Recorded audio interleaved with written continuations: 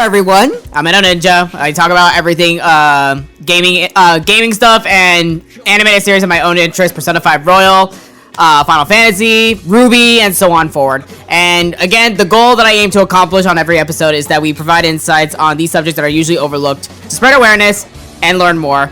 And as I mentioned earlier already, I did grab a few friends of mine, and I'm gonna have them introduce themselves, starting from the top to the bottom of this voice chat. Derp. All right then. Well, I'm not the first, but I'm not the first, but my name's Derek Kage. There you go. All right. Yep. Yeah. Hi, I'm Kimchi. Hello, I'm Pancake, moderator of Adult Ninja. Pancake. Wow, gotta have a whole title now. Are we gonna go back and do ours again? Oh my god. I mean, I said introduce yourselves, but I mean, you know, baby steps. Hey, chase it back.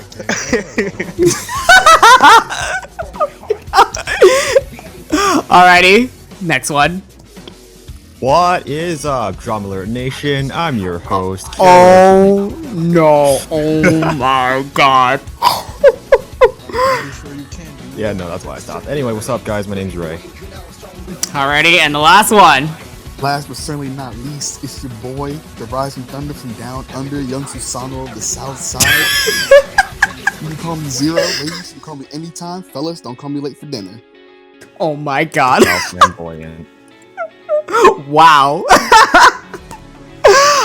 Alrighty, so now that we have everybody here all together, as we've spoken about, let's now dive into the events of Ruby Volume 8, Chapters 4 and 5.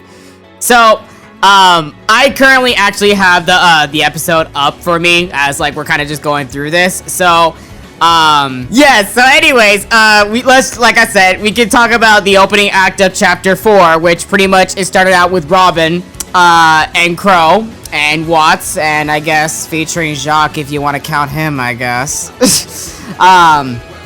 So, I do, I'm not gonna lie, I'll start on my behalf of my thoughts on it. I'm really curious on the chemistry with Robin and with Crow. I'm really like interested in how like they're gonna like go about this, because I know like Crow, he's out for vengeance. I don't know of how much of an idea that Robin wants to entertain that, but I'm just hoping like they can actually like feed off of good energy with each other. I don't know. What do you guys think? Robin's gonna be the next person to die. No. Oh, straight off the bat. Oh, We'll get there. oh my god. I find those two interesting. Like, No, they really my. like. Oh, sorry. My bad. I was gonna say they level with each other like really well. The way they like can just talk to each other straight up. Yeah, I'm currently on Bang Energy, so this thing's finally kicking in. No, my sudden thoughts came because Summer Rose was Team Stark and she died, and then Clover was close to Crow for that one entire volume, and then he died. Now it's Robin's turn for the dropping block. You spitting? All right. I Oh, don't think they're gonna do that trend. I mean, they might, cause why not? Since it's already effective as it is.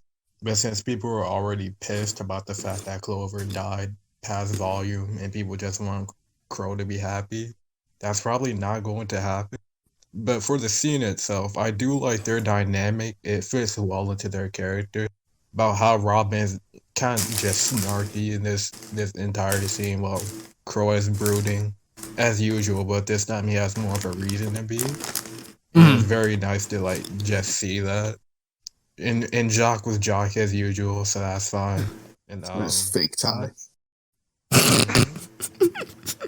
stiff old tie. But anywho, like, and of course by the end of the scene, actually no, not by the end of the scene, but yeah, by the end of the scene with Crow basically suggesting like we need to take the guy out who was responsible for his death.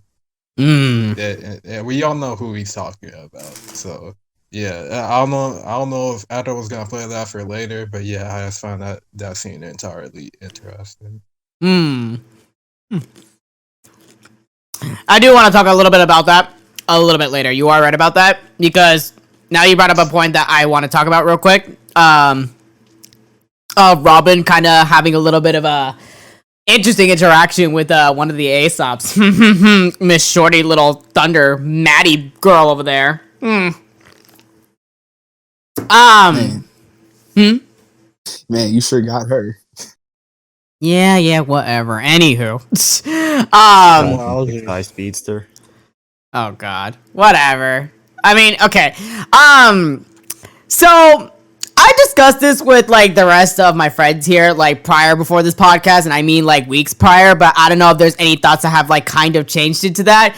Because of the way of how Harriet has been acting and such, I have a hunch. I mean, of course, like, you know, if I put my personal biasness aside of my hopes and dreams of wanting characters to just simply go out, I feel like, you know, realistically, I feel like another one's gonna be taken out, and it's gonna be starting with her first because she's getting like too ahead of herself. That makes sense. Actually, I'm on the opposite side. I think she'll be taken out last. I think it's very fitting for Harriet to go out. Harriet to go out last, then Ironwood. Why do you say that? Because like right now, Harriet is kind of like the face of, basically the face of the Aesops right now. At first it was Clover, but now Clover's gone. So Harriet is kind of like the main thing. And like, granted, by episode 5, I'm sorry to skip around a bit, but as you can see, like Winter is like with the Aesops now, so she's probably going to be the leader since she's already higher ranking than them as is. But like, for that time being, it was just those 4. Harriet was basically leading the entire charge. So it fits Harriet to just like go out. Plus, also like I just thought of it. Like, she's the fastest on the team, but she's the last to go out. So she's always first physically, but this time around she'll be last. Which will be really interesting to see. Okay. So when we say last to go out, we mean dead, right? Yeah. Yeah. But to be fair, though, I don't think that many Aesops are going out. Like, I don't think that many of them are dying. Maybe like 2 more at best, and that's Harriet and the other guy, the bald dude. I would say Harriet is pretty. I wouldn't say a guarantee, but she's a higher likely. And then I would put the woman with the rocket launcher. What was her name again? Oh, Elm. Yeah, Elm and Bald Dude is probably at the, like, it's a 50-50 chance on if whether or not they're going to be the second ones next. And then For sure, Fire. I think it's going to be Harriet. And I don't want to call him Bald Dude because that's just kind of disrespectful. But basically, Harriet and the other guy, I think Elm and Mora are kind of safe from death, at least. At least Marrow is. At least to me, though, I think he's 100%, surviving this when it's all said and done. Elm either or, but I think she's still staying. And the other 2, they're gone. They're not going to be here. They're going to be going down my Ironwood.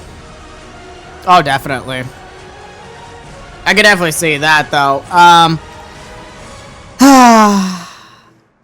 I was about to go off about my personal wishes, but I said that like I already went about that on the other episode of my podcast, so I'm a refrain. But anywho, so yeah, that's all I really have to say. Kims, do you have any thoughts about it? Going back to the point with which person goes first or last or whatever, I was actually agreeing that Harriet would be like one of the last. So I feel like she's kind of like a foundation block of what the team represents in terms of what Ironwood's vision is. So I feel like having that there means this group in some form will sustain a bit longer in, I don't know, any kind of sense. So I kind of agree that Harriet will be longer lasting. She's more solid. I'm not sure how to say it, but I think she's the hardest to topple. Right. So I think that's why she'll be the last to go. Okay, it makes sense. All right. I think that's all I really have to say for like, in terms with like with Harriet. So I'm gonna like travel a little bit back with Robin and Crow, and Watts. Actually, you know what? No, hold on. Let me talk about Watts real quick. So I don't know if you guys know this. I don't have the tweet of this anymore, but I'm gonna post a screenshot for you guys here in the lobby for you guys to see. I thought it was really interesting. I don't know if there's any concerns that you guys like may want to like maybe address. Maybe yes, I don't know, but there were some animation errors apparently, because that's what they claimed it. You saw that? Okay, so you know what I'm talking about. So this right here, and then there was another screenshot. I no longer have it, but it had Dr. Watts wearing the rings again out of nowhere. But like, you know, that screenshot that I provided first, like that was like him without the rings. But when he gets up, he's wearing the rings all of a sudden again. So, you know, nobody had some type of question to it about it. And I think it was like Carrie that confirmed that it was an animation error. And I've noticed there's been a lot of animation errors this volume. Like, it's been more present rather than the previous ones. I don't know. Like, maybe that's like kind of why, huh? I said that's fair. Yeah. In the current state we're in, that's very fair. Right. Like, Sorry, I just want to quickly say the Blake flub is my favorite so far. The one where like they go around the corner and then like there's just a Blake still there as the guards walk past. It kills me every time. that shit fucking killed me, man. I just, I literally just like had to like look over again after the chapter because I was like, I was not seeing things right, and then I was like, oh my god, what happened? What were they doing? I'm gonna have to rewatch some of these episodes because all I've been doing is just picking apart the plot. That's kind of how I've been doing things too. I don't blame you, but yeah. In terms of like the Watts thing with the ring, I mean they could be telling the truth, and it's just an animation error. It's a good because you know again because of the ongoing pandemic, like we can't really tell if they're really lying or not. Because if they're capping, there's like all right, that's a pretty solid cap to make, and that might just be foreshadowing of things to come. But it's hard to tell right now. But if it really is an animation error, then I don't know. I don't know how that one got by, but to be fair though, I don't know how the Blake one got by either. So that's something I kind of want to ask you guys. Like, you know, with many of the errors that have been popping up here and there, like, do you guys have like any concerns of like the quality of the animation that's gonna go out throughout the rest of the volume, or what do you guys think? Not really. I mean, as long as it's like small flubs like this, it's not like, you know, it's not a big deal. Because so far they look great. Everything's like looked good outside of these like small little like incidents or the flubs, you know? Mm-hmm. I don't think it'll be like a huge impact going forward. Knock on wood. Right. I mean, for me, as long as it's not like suddenly there's an extra Blake character and there's a fight scene and you see an actual Blake fighting and then just like pass through the stock Blake. They can argue, oh, it's just the semblance of a shadow, but I mean, even Blake's semblance, whenever she uses it, acts a certain way. Instead, you see a Blake just T-posing in the middle of the road for no reason. Okay. So I hear you guys about it. Anything that you guys want to, the rest of you that haven't spoken, like you guys have anything else to say about it? You guys are on the same page? Nah, maybe, yes? About the animation. Mm-hmm. Yeah. See, like I if I didn't get it pointed out, I probably wouldn't have noticed. Fair enough. That's true. I feel like to be fair, I didn't know it's the Watts one either. To be clear. Really? No. well, with the Watts one, it was going in motion, so you wouldn't really notice until you actually like accidentally paused the frame and saw that. But with the Blake one, they all were just standing there, and you only see two people moving. That was the guards, so that was kind of easy to see. Makes sense. So if makes it's sense. just those small ones, I don't think we're gonna have that many issues.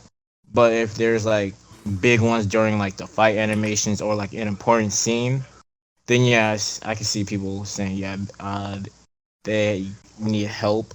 Maybe this is why they're taking the hiatus to also fix up parts. But I don't know. I hope they do well. I am hoping so too. Yeah, I'm also on the same boat. Like, they're just like little stuff. As a matter of fact, I think it's just like at this point like funny. What I find really funny now is the fact that like ever since chapter 2, which I want to have this callback real quick. I'm pretty sure you guys remember, like, nobody like really notices until someone pointed this out on Twitter, but like there was this Graham that was following Oscar, and it kept getting closer as the episode was progressing, and like ever since then, like, you know, and especially like with the whole Watts thing, like, you know, again, we could give them the benefit of the doubt, they could be telling the truth.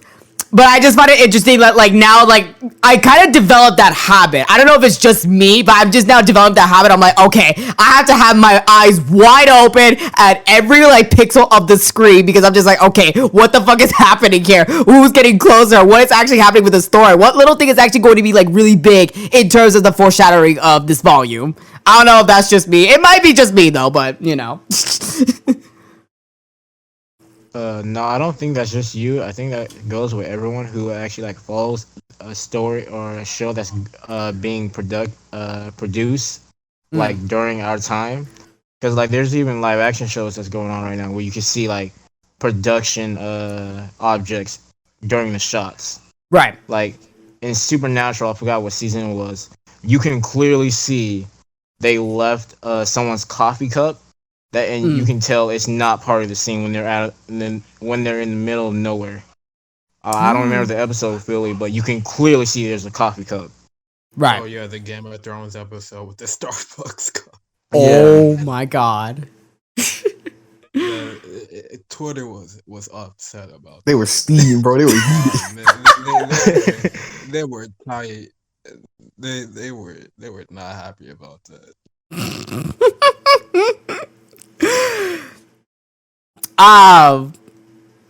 Yeah, no, like I could definitely see that. Which I'm glad that it's not just me then. So, and even with me mentioning that, I'm definitely gonna be doing that tomorrow when I have Pancake that's gonna wake me up at 8 a.m. like sharp in the morning. He'll tell me like, you know, get up.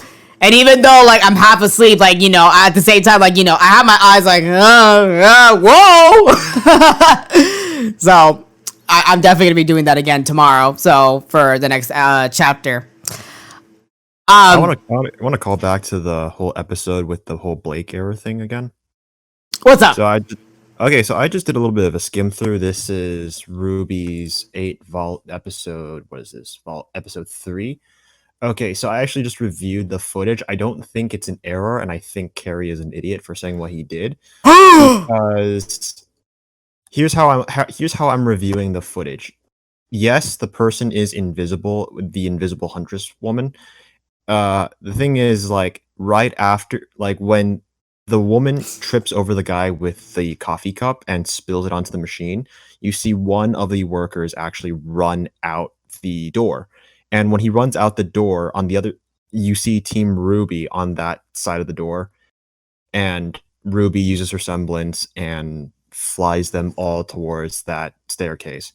So in a sense, Blake's sudden, quote-unquote, sudden appearance is actually not an animation error. I think Carrie has no idea what he's talking about. Wow. Whoa. You really said that with your chest out there. God damn. You're probably right. I mean, you're probably right. But at the same time, though, I think, like, in Carrie's mind, he probably thought, like, Blake was also supposed to be, like, invisible, which in context, she was. But, again, no. Yeah, no, but basically... I don't know what to tell you. Yeah, but basically, Invisible Woman kind of just left the group to create the distraction, and then the group were still on that side of the door where Blake is currently seen. So I don't know if Blake was supposed to be more well hidden, but plot-wise and storyline-wise and animation-wise, that is not an error. Interesting. All right. Well, I'll have to keep that noted, especially for like, I really am curious like now because of how many errors there has been in this volume. Like, I kind of want to like cop the Blu-ray for volume 8 when it comes out, because usually they have their adjustments and like, you know, they re-quality check everything and then like, you know, they do their adjustments. So I'm kind of curious of the differences after this. But that's just me.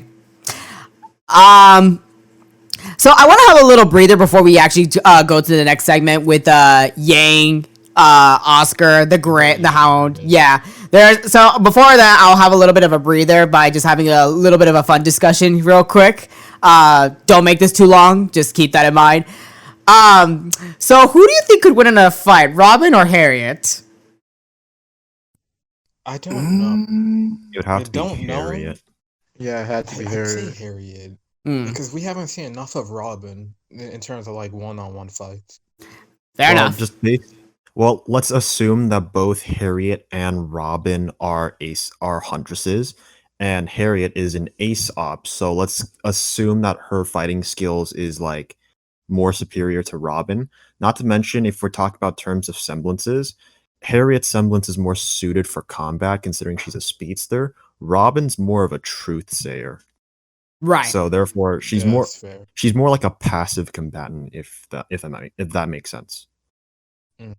Yeah, but Harriet and them lost the kids, so like, But here's the thing, though: the kids were trained by the two, teamed up to beat them. So like technically, like I don't If you want to know. talk about But some of those kids' semblances are very powerful. So and again, Robin's is just telling the truth. not to mention Robin has more intellect than Harriet, but still though, like in brute force, Harriet's probably beating Robin.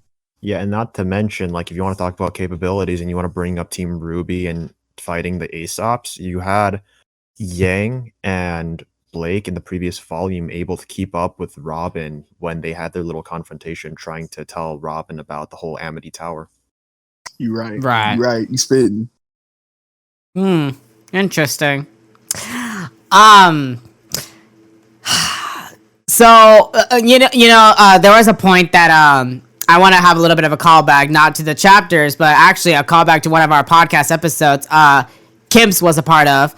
I still remember this clear as day, to where he mentioned that literally, like, I'm not exactly sure as the Huntress aspect of Robin, which, I mean, for what's going on in the context of Ruby, like, obviously, like, yes, it makes sense. But, like, if you really, like, take away the fact that if she's not, like, a fighter, not much of her character has changed. Exactly. Like I see Robin more as a political figure than like a fighter and a huntress. Right.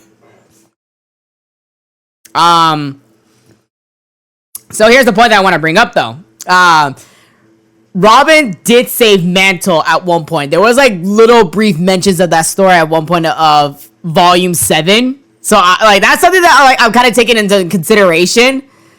I don't know what she did exactly that, like, she's been like labeled as the hero of Mantle, but I take that a little bit seriously. Like, I put that in the same level as basically as Harriet's status of being an Aesop. So it's like what you guys said. Like, we don't know of like Robin's true potential. Maybe it could shine in this volume if she's gonna fight you know who.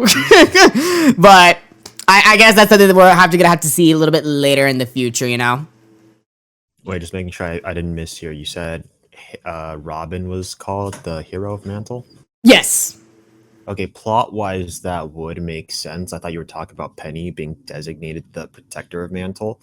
But if you look at the situation during Volume 7, because Ironwood had not yet tell the entire kingdom anything about Salem and all the relics and stuff, the only people he's ever told was Winter, Penny, possibly Pietro, I would assume so, and the Aesops. Those were the only people in his circle. So to the rest of Mantle, watching Ironwood send off supplies to build Amity Tower, or rebuild Amity Tower, or I guess repurpose Amity Tower, whichever way you want to look at it. To them, they just be a dictatorial leader shipping off supplies to an off-site area that they have absolutely no idea what's going on, because there's no transparency. Ironwood's not telling them anything, not to mention he's called back his entire Elysian fleet back to the mainland. So they're like, okay, Ironwood might have lost his mind after the fall of Beacon.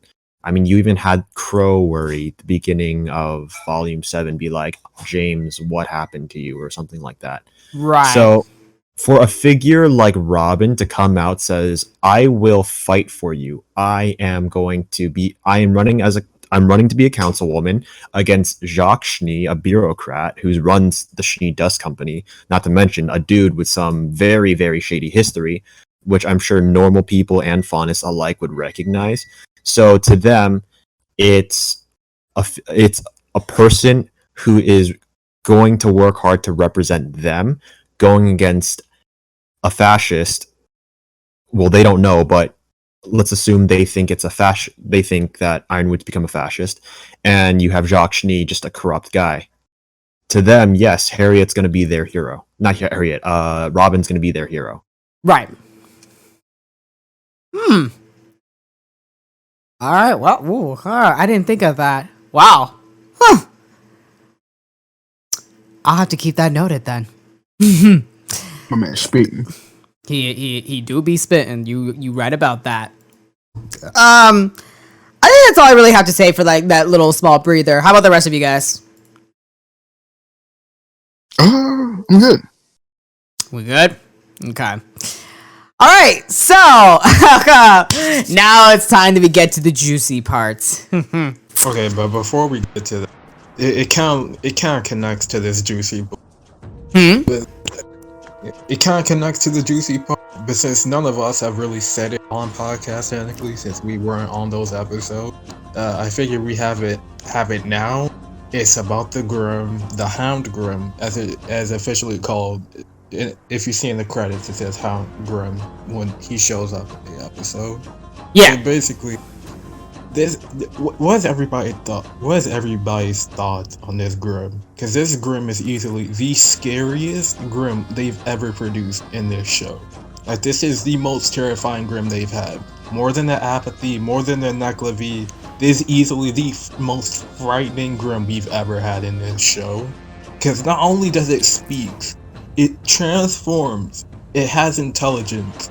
It's basically like a special like experiment from Salem, which is very interesting and has led to a lot of theories about this Grim, about how somebody's like Grimified to the point where it became the Hound Grim, or she just made it out of thin air, which could have happened because again at the end of like Volume 4 we started making those not Volume 4, Volume 6, making those flying monkeys, so.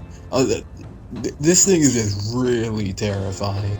I like how we all can just come to a genuine agreement that you can say whatever you want about Miles and Carrie's writing, but they damn sure know how to write some good horror shit. Cause god damn, this Grim is just horrifying. I mean, that's a good way to look at it. I actually never really thought about it in the horror aspects. Because for me, this is like goes all the way back to the end of Volume 3 with the introduction of Salem. When I first saw Salem, I had this feeling that this was probably like the creator of the Grim, but it turns out, Volume 6, they introduced gods and goddesses, or I guess the god of light, god of dark, and turns out Grims are actually kids of the god of dark. But pretty much, Salem has effectively taken over as the substitute god of darkness because, well, she lives in his house with the Grim pool. So I was but when I saw Salem, I had always had this thought that maybe she was the one who created the Grim, and if not the entire Grim species, at least she would have the capability to create Grim. That also goes true when Ruby Grim Eclipse came out, when you had that one professor experimenting with Grim himself. So you had that like super ultra toxic Death Stalker, like the final battle. If you had a professor like that who could experiment and enhance Grim, then there's definitely a possibility that you have someone to create Grim. And apparently Salem has pulled that off. Which brings me to my next thought. I'll just like spit this out there. I've always been a fan of bringing Pyrrha back as a Grim copy. Oh. You know, I have a theory about that for later. I don't know. I mean, if not Pyrrha, then Summer, because towards the end of I actually want to get into that myself. Yeah, towards the end of Volume 7, you had Ruby try to do her speech no jutsu on Salem, And Salem's like, well, yeah, your mom said that to me. So I'm like, okay, how do you torment Ruby to actually give her some true development? Bring back her mom as a Grim. So Okay, I'm a tag in. alright. Wait, yeah, go ahead. I love the Hound Grim. I think an army of Hound Grim is the most terrifying idea. But in my top 3 Grim, there's this one called the Geist, and it shows up in the novels. And what the Geist does, it's the Grim that can possess people. So if they did bring back Summer, that'd be OD sick and terrifying, and I'm with it. Bringing back Summer, but no. Here, if you're saying this Geist Grim is the Geist not the Grim that possesses objects that throw things around, like in beginning volume 4 and the mine scene in volume 7? No, this is a different one, apparently. All right. Well, if what you're saying is true, like, I mean, no, you couldn't bring back Summer Rose like that because Summer Rose is already dead and her body is nowhere to be found. The only way that'd be possible is if Salem has kept Summer Rose alive all this time, just blinded her like that crocodile huntsman did to Calivera. Well, that would work. Have Summer still be alive, just blinded without the silver eyes, because that's going to be a big pain towards Salem.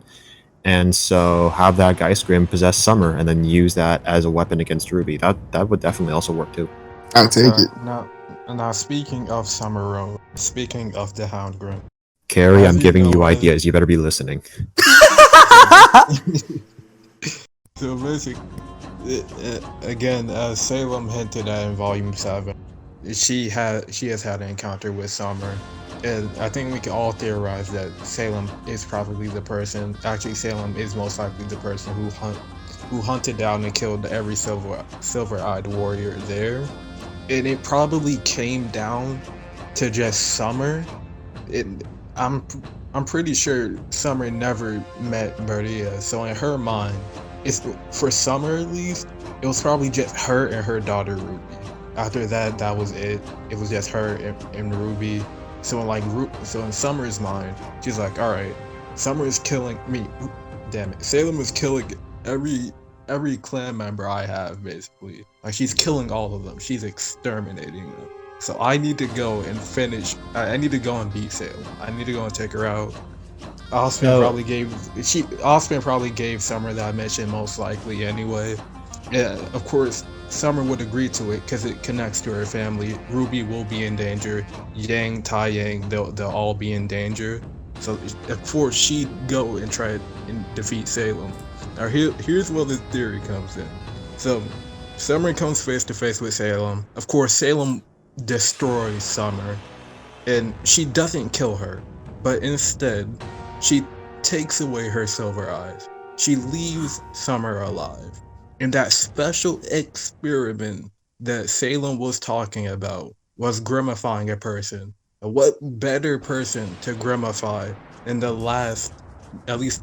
one of the last remaining silver-eyed warriors in Summer Rose? And that's where the theory comes in that Summer is the Hound Grim, basically. Because we still don't know this thing's origin. And what aids this theory is that actually an episode in chapter 4, the chapter we're talking about right now, when the Hound Grim is holding Oscar while, Salem is torturing Oscar, it zooms in on the Hound Grim, and as you could see, it's being very obedient. It doesn't have eyes, so that could be why. Also, the beam, we don't know what that beam does, so it could turn people into Grim if she wanted to. Wait, what beam? Are we talking about the beam that's... The beam that she hit Oscar with. No, I think that beam was just a basic attack spell to use to hurt Oscar. I wouldn't think too much about it, because if that were the case, then Oscar should have started his transformation process pretty much that minute. No, you're right. No, you're definitely right. But I don't think she had the intent of turning Oscar into a Grim, because obviously she needs Oscar. So, yeah. Well, if they were to, if that were to be true, that'd be, I wouldn't doubt it. Although just animation wise, I don't think RT would be that lazy to use the same rainbow effect laser on that they used on Oscar to create Grim. In fact, like I would imagine it's more like a darker aura, like the typical dark magic stuff. What And could then, where was I going with this? I'm kind of curious on why when you mentioned like clan on the whole Silver Eye, like you're assuming that Silver Eyes are like a bloodline. I mean, it could be because in my defense, like they don't do a very good job of explaining like where the Silver-Eyed Warriors came from, and they'll probably show it more when Ruby learns more about her people. But we've always assumed like the Silver-Eyed Warriors are people basically. They're a clan, and like you don't see them often because if they weren't a clan, you'd probably see more of them, and there'd be more than just Ruby and Maria. So I would assume that it is a clan, but it very much could not be. And Miles and Kara are just very fucking lazy and don't know how to world build basically. But I mean, would assume though it's probably a clan. I mean, it could be a clan, that'd be true, but you'd have to go through a whole family tree explanation, which would be a little bit difficult considering, I mean, recent Ruby volumes, they kind of rush it a little bit. So in terms of like storyline to extra story time, that would have to be like a World of Remnant type thing. I don't know if they've done anything regarding Silver Eyes yet. I mean, it could be a bloodline, but let's just say it doesn't have to be like Ruby and Calivera are like blood related. Like how would I mention this? It's like since humanity had a second go around after the gods destroyed humanity, Silver Eyes could have just been an evolutionary trait, a rare evolutionary trait for the people to fight off the Grim. Because like, Volume 6, when Jin was explaining the whole magic concept, not many people, if at all, could use magic anymore, which is obviously proven not true because, well, it's debatable whether or not you want to call semblances magic. But okay, well, to simplify, let's just say there's not. But Salem and Ozpin clearly were able to tap into magic. I don't remember if I saw their kids were also able to tap into it as well. No, they were able to tap. They were able to, yes. So if Salem and Ozma at the time, if Salem and Ozma's kids can tap into magic, they're still technically like new humanity because they were born into the new humanity era, even though those were Salem and Ozma are like the old humans. Because you also have to keep in mind that Ozma at that time was possessing a new humanity human.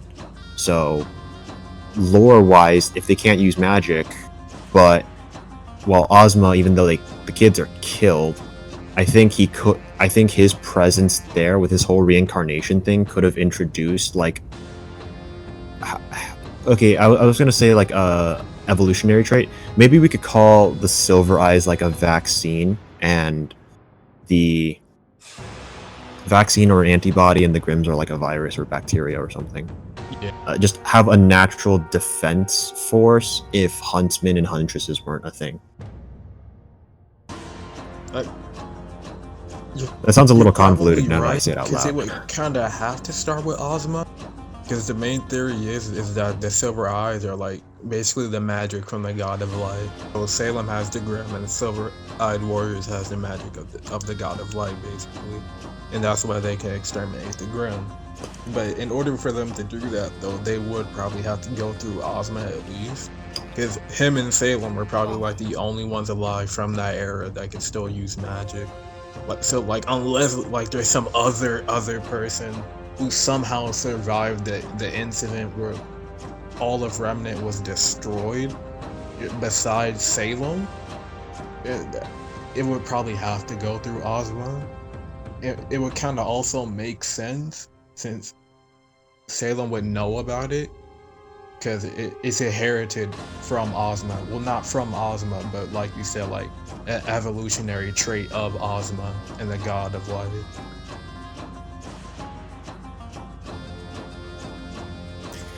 Huh.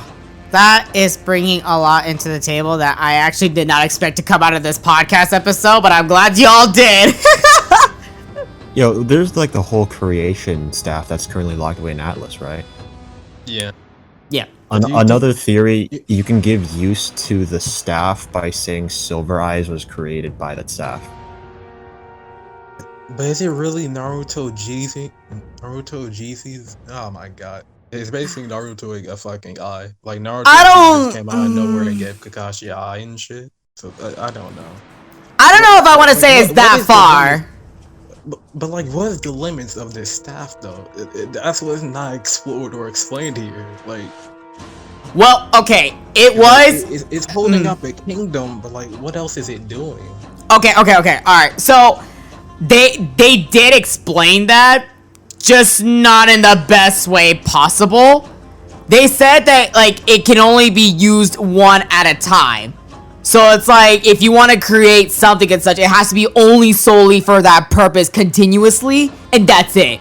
You can't, like, do two things at once or whatever. So whatever one purpose you want to have it as, that's the end of that. I mean, I don't know. But that could mean a lot of things, though. Exactly, like, the Silver Eyes could technically be two things mixed into one. It's like, say like we use the staff of creation. Or just like, we tell the staff, like, in case, like, if it works like Jin does, and just tell the staff what you want it to do. Like, you could just tell the staff, make eyes that exterminate the Grim. Then boom, the Silver Eyes are created. But at the same time though, who's getting the Silver Eyes? Is it just random people across the board? Or is it descendants of a specific person going down one generation to another? Right. To really make it weird. simplify, just to simplify the whole that idea, it could just be Ozpin went to one of his reincarnated kids and be like, you got Silver Eyes now. And then his descendants just sort of spread that Silver Eye inherited gene across, I don't know, civilization. So, if you want to call it like a whole tribal thing, you could. Tribal or clans thing, you could. I don't know. Is I don't know, food for thought, I guess. Yeah. Mm-hmm. Humans procreate a lot, so. That's true. So, anybody else want to chime in on this? Us four have been talking about this for a long damn time. yeah, Dokage, Kim, you guys got anything? It's been really interesting to listen to, actually. I think because I'm not so involved in understanding this world, like, it's actually super interesting to hear the conversation. I actually really like the vaccine kind of theory that one of you brought up. I think that makes a lot of sense in terms of natural progression of how worlds tend to be of creating balance, and just that's how it is. And I'm not sure, obviously, how Silver Eyes would come about, but if they come up as a natural defense of the Grim, or I don't know, the God of Light's like still messing around doing fun stuff, probably not though. I don't know. Yeah, really interesting to think about. Okay. Pancake said all I was about to say to raise topics, so that's why I wasn't saying anything. Alrighty. Yeah, though, I think we stayed on this topic for long enough. We can get to the actual meat and potato though. Yes, so I do want to go back to answering your question because I haven't got the chance to yet. So, regarding the Hound Grim, I 100% agree with you. It is one of the, like, actually the most terrifying Grim, even more terrifying than the Grim in Volume 3, especially. I do highly agree with you on that. And especially the fact of how this Grim has the same level of human intelligence is even more frightening. And I really am dying to see of how this Grim is going to flex on basically Salem's forces, of how this Grim is more competent than like most of the fucking forces that she's ever owned in her goddamn, entire time that she's been walking the world of Remnant. So I'm kind of like really laughing my ass off here about it, because it's like, damn, like, you got this bitch ass Cinder over there fucking up your plans. Everybody else is taking their sweet ass time while the Grim that Hound Grim gets the job done so quick and like, you know, in a very efficient manner. You gotta give that hound some props we'll here. Get to Cinder later because she's in this episode. I just remember. we'll get to Cinder. Yeah, no, yeah, I agree. Yes. So now we can like take a little bit of much of a breather from the lore and such. We can actually talk about like, you know, the animation quality for basically when they were chasing after the Grim Hound for Oscar. So I just want to mention this real quick to everybody. The night before the chapter premiere, I literally said, everyone, there's gonna be a new song. It will be the first song. It's gonna premiere, and it fucking happened. And you know, once again, we bless Casey Lee Williams for doing justice to the soundtrack as always. Just oh my god, that song was really good. It was so good. Apparently, it was called "The Sky Is Falling," I believe. And like huh? So that's interesting. It is really interesting. And I'm really like curious as to like I haven't like dived into the lyrics of the song just yet. I'm kind of like gonna do that on my own spare time, and plus I've been like super busy. But it, based on to like the snippets I've heard and such, oof man, we really about to have a dark volume, darker than volume 7. Oh no.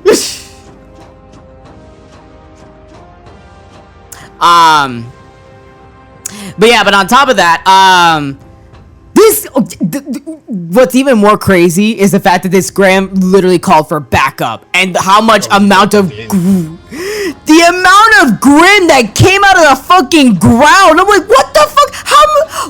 Y'all were just sleeping there? What were y'all doing? Vibing there, dog. And they were like, you know what, you got it. That chase scene was very good. I was not expecting that Graham to just say yeah and Grim just come out of the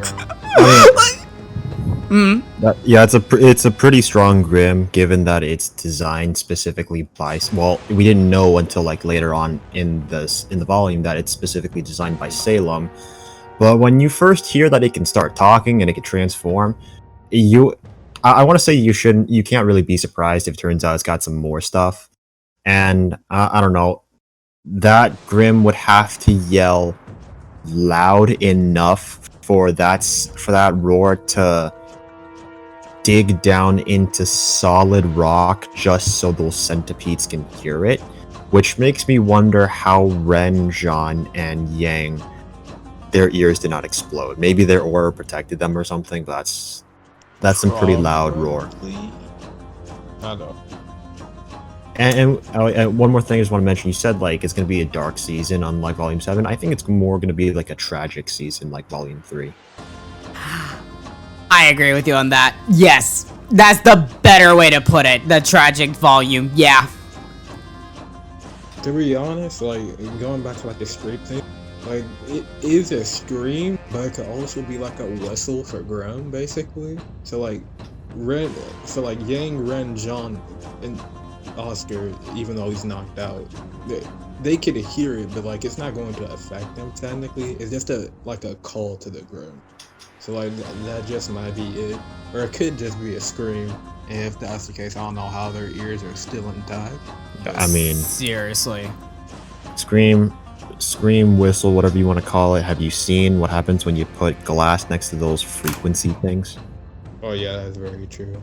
Now now that's solid rock, and I would imagine if those things acted like the insects we have in real life and scale it to size, they were probably like what, 20 feet deep in rock.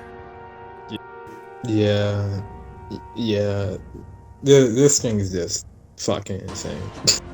Like that's all I can say about it. Like it's insane.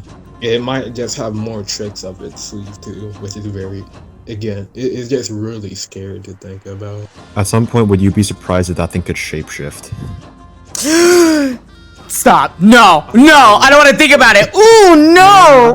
That is too much. That is way too much. Because at that point, that thing's not being beat. Hey, it's Salem, and she's experimenting with Grim. She created something that can talk. What makes you think she won't create a kind of Grim that would have human-like intelligence and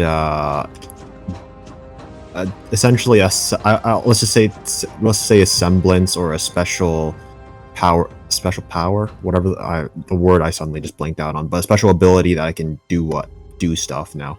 Right. You just made me think of something. And Ruby's going to come into contact with this Grim at some point, and she's going to use her silver eyes. Do you think Salem equipped this thing with resistance to the silver? I highly doubt it.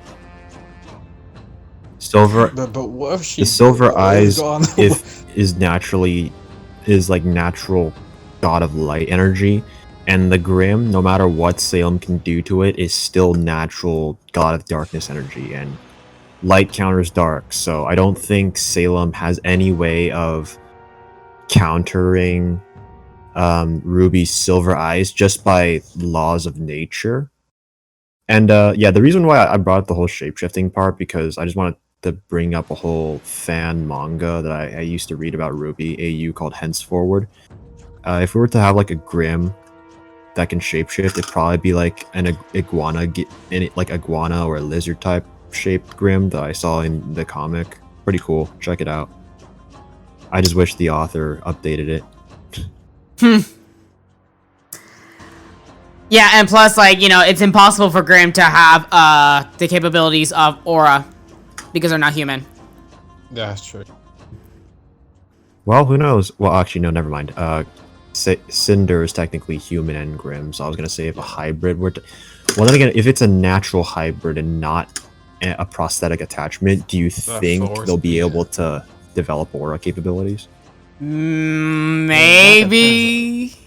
It depends, because we need to actually see like a natural like hybrid Grim with human and Grim. So I mean, it could maybe.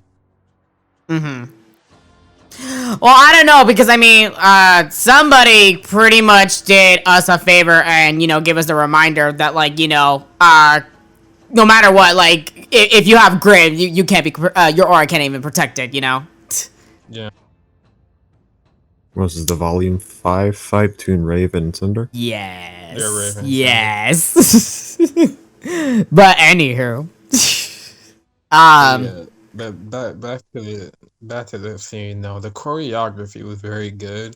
John has been putting in so much work in these past couple of episodes. It's been crazy. Like John has been low key like the underrated MVP of the volume so far, which is kind of crazy considering how disliked John is. Yeah, you know, I don't hate John, but like John has actually been very good at volume. I know I see you rolling your eyes on the screen, but like give the kid his credit. He's been putting some work this volume. Look, I'll give credit where it's due. It's just the fact that I hate the fact that I have to, because I can't even deny that he's actually been putting in work, but I'm just like, wow, you're finally having some type of like redemption qualities to where you can actually be tolerable. That's crazy. I mean, he was always the farm boy, and he cheated his way into Beacon, so it's no minute. Hold on. Yeah, no. Not just to call back to the Volume 8 episode, but this is in general. He's a character who has basically no huntsman training prior to Beacon, and he's only been introduced to actual fighting starting with Pyrrha, and then moving forward with Volume 4. I think he's just sort of practicing what Pyrrha taught him, and then let's just assume like he got some sort of hand-to-hand combat training or whatever you want to say as the volumes progress, because he is going to be fighting Grim in the process. I mean, he was even ballsy enough to take on Cinder at Volume 5, so... That's true, I guess, yeah. Plus, back to the training thing, he did train with the Aesops as well. Team Juniper also did get training with the Aesops, not just Team Ruby. So, well, to be fair though, like, like the only scene we see of Team Juniper training is with Team Funky, well, at least one half of Team Funky. So, but still though, they were still training nonetheless. So he did get some training in during that volume. Yeah. Let's not forget that training montage that only lasted one episode, and supposedly that one episode worth of training means Team Ruby's now better than the Aesops.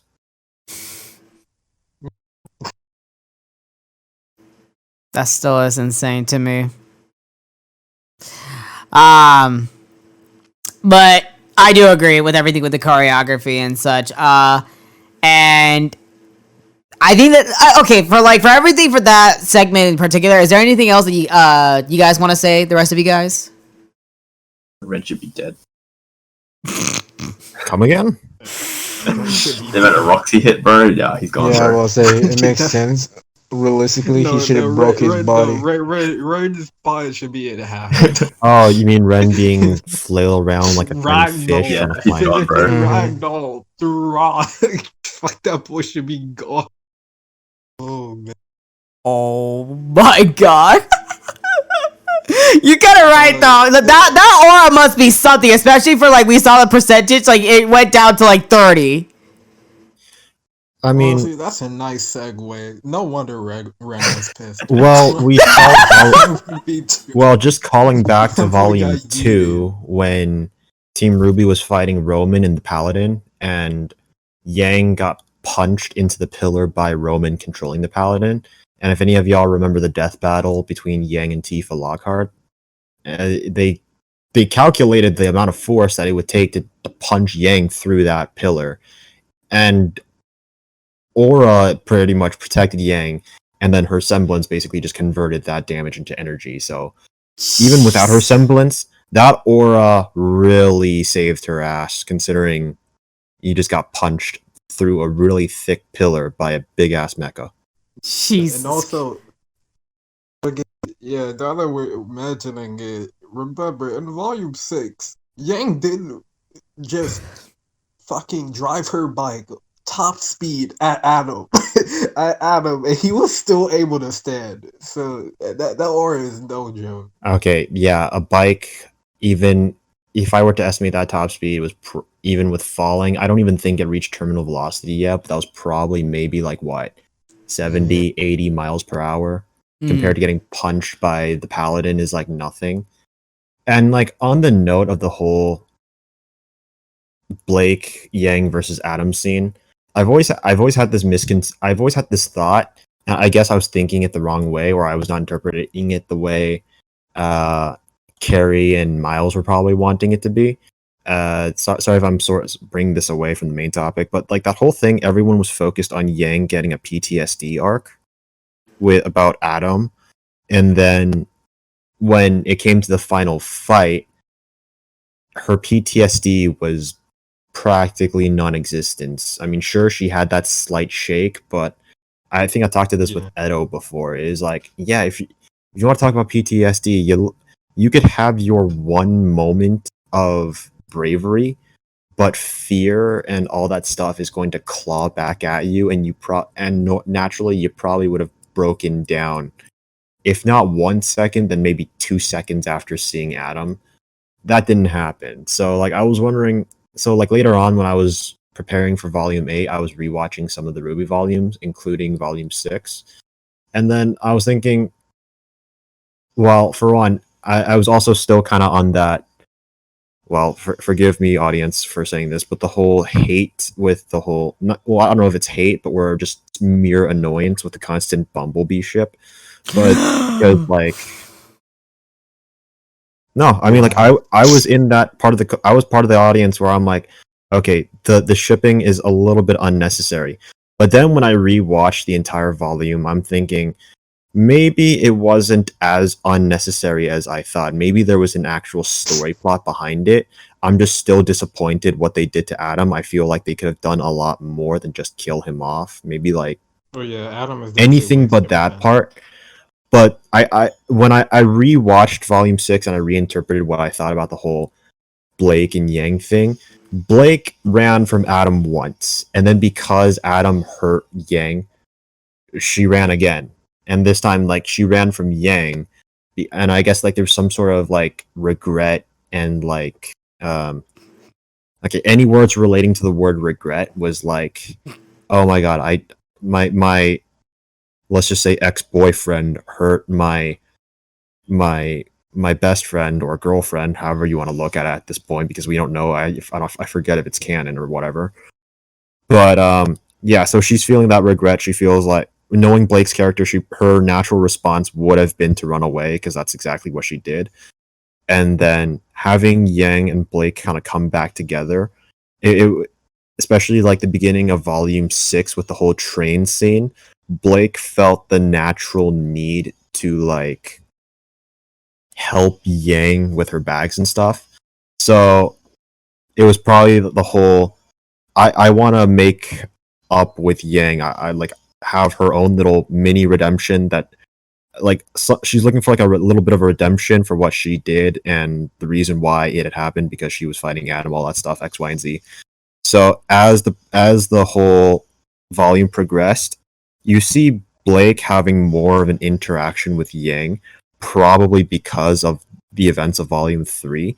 And Yang had just let me explain a little bit. Yang, after having her arm amputated by Adam, has now developed a fear of Adam, and Blake kind of saw that, but in slow motion back when she was still in the White Fang.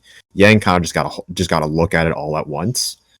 So Blake would have been like that coping mechanism for Yang to like, you know, help transition away from her fear, because that's kind of another callback on Volume 6 with the whole Brunswick farm. Yang freaked out and thought she saw Adam in the snow, so she quite literally had a panic attack. Blake was there to be like, okay, calm down. I'm here. I know Adam. I'm going to help you get through this, like any good friend would. So I guess like their interactions kept building up more and more to the point where the final confrontation happens between Yang, Blake versus Adam. Then my reinterpretation of that scene was like Yang's shake probably makes more sense, even though she seems overly confident. Not overly confident, but she seems like she's able to handle herself because Blake is there. I would think if Blake wasn't there, Yang would have lost her shit. I don't could know agree with. Yeah. I don't know if anyone else thought of it like that. So yeah, so Yang would have lost her shit if Blake wasn't there. Blake would have probably died if Yang wasn't there. So, I guess, words. Okay, well, as much as I would love to talk about that segment, we do gotta go back to speaking of fears, and I want to. I was gonna talk about someone else, but since you brought up with fears and such, we need to talk about somebody else's fears, which is Ren's fears for the volume that he pretty much expressed into that chapter. So let's dive right into that, okay? So here's my thing. I've said this before in my podcast, but I want to reiterate this again. I'm not saying that like the character death that Ren is receiving is bad. It's just that like to a degree of where it came from, it just did not add up from Volume 7. Volume 8, it's now kind of like aligning it a little bit more into the issues that he brought up, that like what they were doing is like we don't even know what the fuck we're doing. And I'm glad that he was the one to point that out. I didn't think he would put it out in that way that he would. But, I mean, then again, Killer Fake just brought, Pancake, my bad, Pancake over here brought up the point of, you know, after getting slammed around, like, you know, throughout the fucking mountains and shit, through, like, after that grim chase, I'd probably be pretty pissed, too, at that point. Yeah, because, like, you had to be in the shoes of Ren, like Ren not only got bodied and yeeted across multiple rocks during that chase, he also lost Oscar. And Oscar means a lot to Nora, apparently. So I want to put it things that's important to Nora. So like he's not doing good in that regard. Okay, I want to kind of put this in a different perspective, and at this point your audience is probably going to be annoyed by me because I talk too much now. But the perspective I want to put it in is, think about it this way. Ren and Nora has a pretty tragic childhood. Well, Nora probably a little bit more than Ren, considering she was an orphan. Now let's look at it this way. Volume 4 gave Ren a backstory. Ren watched the Nuckleave pretty much kill his family, his clan or village or whatnot. Was it Kuroyuri?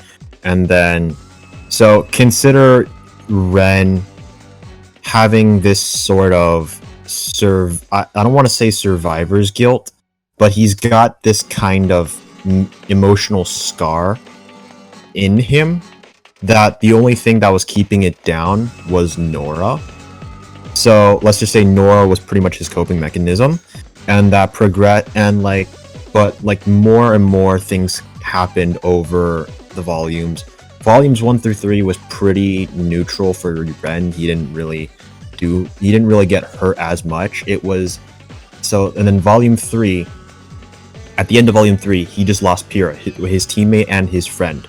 So that's another person on his I am close with this person, but now they're dead list. And then add that situation to his emotional scars. And then he ended up revisiting Kuroyuri. Not intentionally, it just turns out the Nuckleave was going back to Kuroyuri where the gang was, and he's like, damn it, now we have to go in as backup to try to save them. So that scene alone would have spiked his emotional state to unstable really quickly. As you saw, he lost his shit when he was fighting the Nuckleave. Like he went berserk, and then after the Nuckleave was killed, he got some semblance of peace for his parents and his village. But then you also have to keep in mind that that's where he also realizes he's not capable enough to be a huntsman. He lost his cool, he nearly died, his friends nearly died, so that Nuckleave would be considered a test of their capabilities. They barely survived it. And then what happened Volume 6? Volume 6, if we're talking about emotional states for Ren, it wasn't much. All he knew he needed to do was to fight Salem because Ozpin inside Oscar said so. And so he's like, okay, whatever.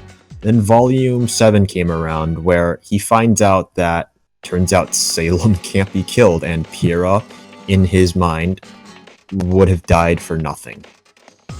Because if Pyrrha could stop Cinder, it don't matter, because Salem eventually is going to come over and be like, I'm going to slap you in the face and you're going to like it.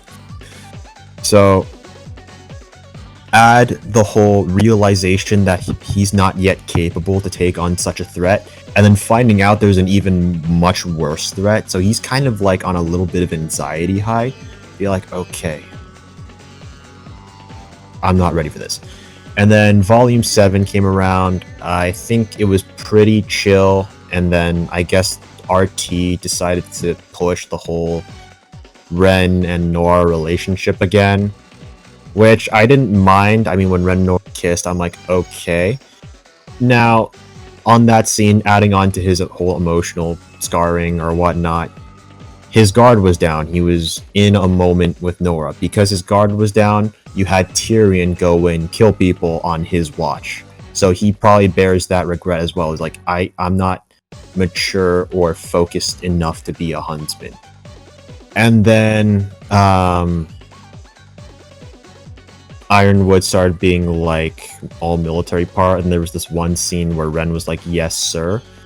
I forget what the context was, like which part of the volume that was. It was definitely like towards the later half when things started getting spicy again. But like Ren was like, okay, I'm looking at Ironwood. He is a military figure. I feel like if I follow him, I will find some sort of stability in what I'm doing. And then that kind of all went away when Ironwood go into what's the whole country situation called again? Declared martial law? Martial law, yes, thank you. So when it turned out that Ironwood was suddenly going to declare martial law, I'll be completely honest, I would have thought if Ren was there, he would have cooperated completely. Be like, martial law, okay, we're locking down. But then it turned out he got put on the wanted list, and now he's a wanted fugitive, and his stable military figure kind of just went away. That then it puts him back to a very frustrating square one. That now Mantle is in danger because Ironwood has abandoned Mantle. Not to mention Ironwood also pretty much, I guess you could say, tossed Ren and the team aside. So he's like, okay, now I have to figure out how to protect a country or a kingdom and also fight off a military general. Also need to figure out how to survive against Salem. When you have like all of these three stresses in your mind, and considering those stress levels are pretty much cataclysmic because Salem wants to destroy the Earth. Ironwood is currently doing Ironwood stuff, and Mantle's currently in danger. That means lives are going to be lost, and he's probably going to feel the regret of not being there to protect them. Eventually, all that pressure is going to make him snap the exact same way. Exactly how he did when it came to that one scene with Yang and John. He was like, I am an orphan. Nobody cares about me. Nobody knows who I am. We are way in over our heads. We're not supposed to be huntsman/huntress. Ironwood just decided to give us that. We almost died fighting a Grim that probably Crow could have taken out if he was at full power. I wouldn't say easily, but a lot better than them. So he's like, at that point, for him, shit would have just hit the fan. It was just a matter of who light up the fuse first, or who lit the barrel of gunpowder first. And I guess that was Yang, because it's Yang. Of course, it'd be Yang. Not saying that against her character, but like, I don't think Jean would have tried doing that, because like Jean is technically closer to Ren since they're teammates, so he probably would have been able to read Ren's air a lot better. Although I don't think he was expecting the whole you cheated into beacon thing. But Yang is, in a sense, not as close to Ren. So she's going to be like, what the hell's wrong with you? Right. Okay. Oh, wow, that was certainly a lot, yes. Any of y'all have thoughts? That all made sense. I completely agree, actually. I very much feel the same way. Especially with the, I was thinking about most predominantly Volume 7 with the whole, like, Ren having some kind of order, and then that completely going away. Like, everything in his life has been so unstable, it's only natural for him to react like that. Yeah. And also getting hit by a bunch of rocks. Well, yeah, don't forget the rocks. Yeah. And also the failure to save Oscar, too. That would have definitely... Yeah. I think it was because of like most of the because there were some inconsistencies that got in the way and such. Like at first, I feel like it wasn't like, exactly conveyed right, but I feel like now, like especially with that chapter, the most of the issues that he addressed, it's like, oh, you know what? He actually has a point, like because they actually don't know what the fuck they're doing. Because again, like he pretty much points out Ruby's fault. Like, you know, she's just barely more than just a kid now that just became like, you know, the lead of all this, and her lead did not work out. Yeah, both parties make a lot of good points. Because even Yang said it herself. I'm not gonna pretend like everything we did was right, but we did something. Because if we didn't do anything, shit would be a lot worse than it is right now. So, did Ren make the point? Wait, sorry for interrupting, but did Ren make the points like, what if they didn't do anything, things could turn out a lot better? Did he say anything like that? No, he did not. No. The closest thing he said was so was Yang, because a lot of more deaths would have been on everybody's hands if they just didn't do anything. Right. Okay. And of course, like, you know, they now have the anxiety that they're now harboring a maiden. Yeah, that too. Yeah, they're now harboring a maiden that was supposed to be Winter's, but it actually turns out it went out to someone else. Yeah, most of the things that, like, it kind of just, like, bottled up to, I was just like, you know what? I can't exactly blame him for that.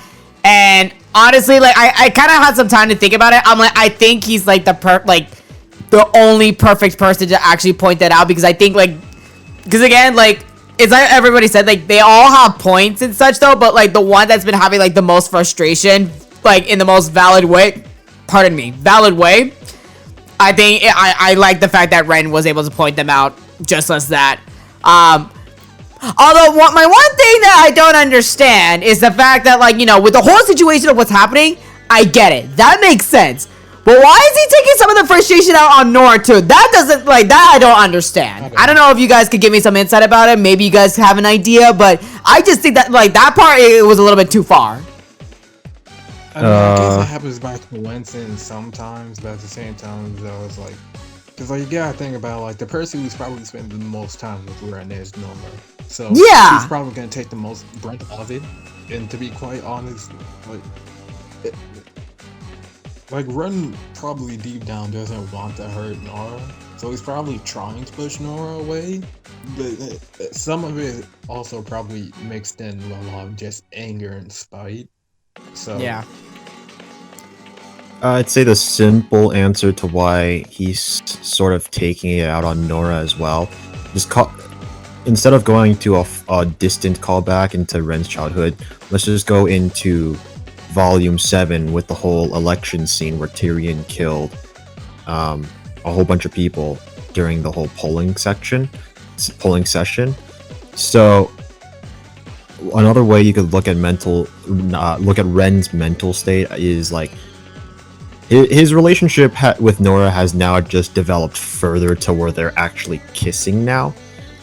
And because, again, I mentioned Tyrion killed under his watch. Well, even though I'm gonna have to rephrase that a little bit, Ren was not guarding. He was not assigned to guard. He was just there to support Ruby and Penny. I don't know, there to support Penny because Penny was guarding the poll watching for Robin and stuff.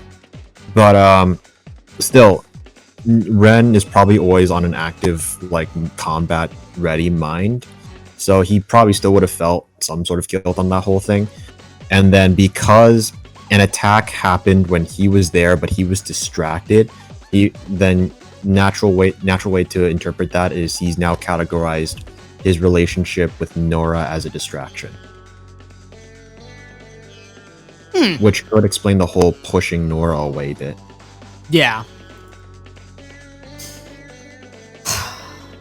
Oh wow, that, you know what? But I mentioned this before in my podcast though, but like at least like in a way I'm now like because of how consistent the ride of this part of this already is, like might as well give into the ride.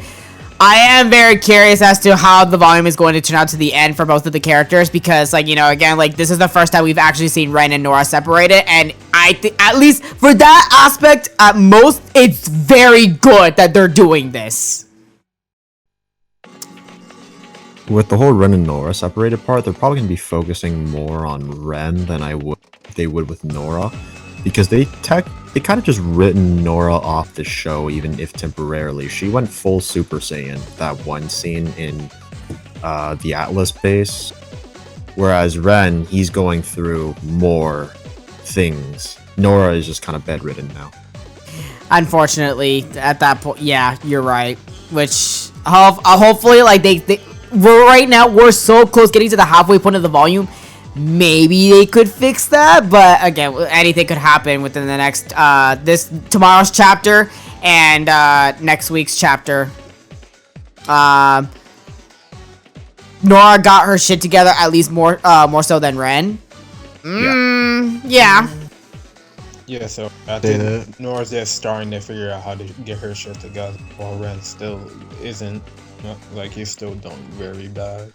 Considering you also have to take into factor their personalities, Nora is much more open than Ren.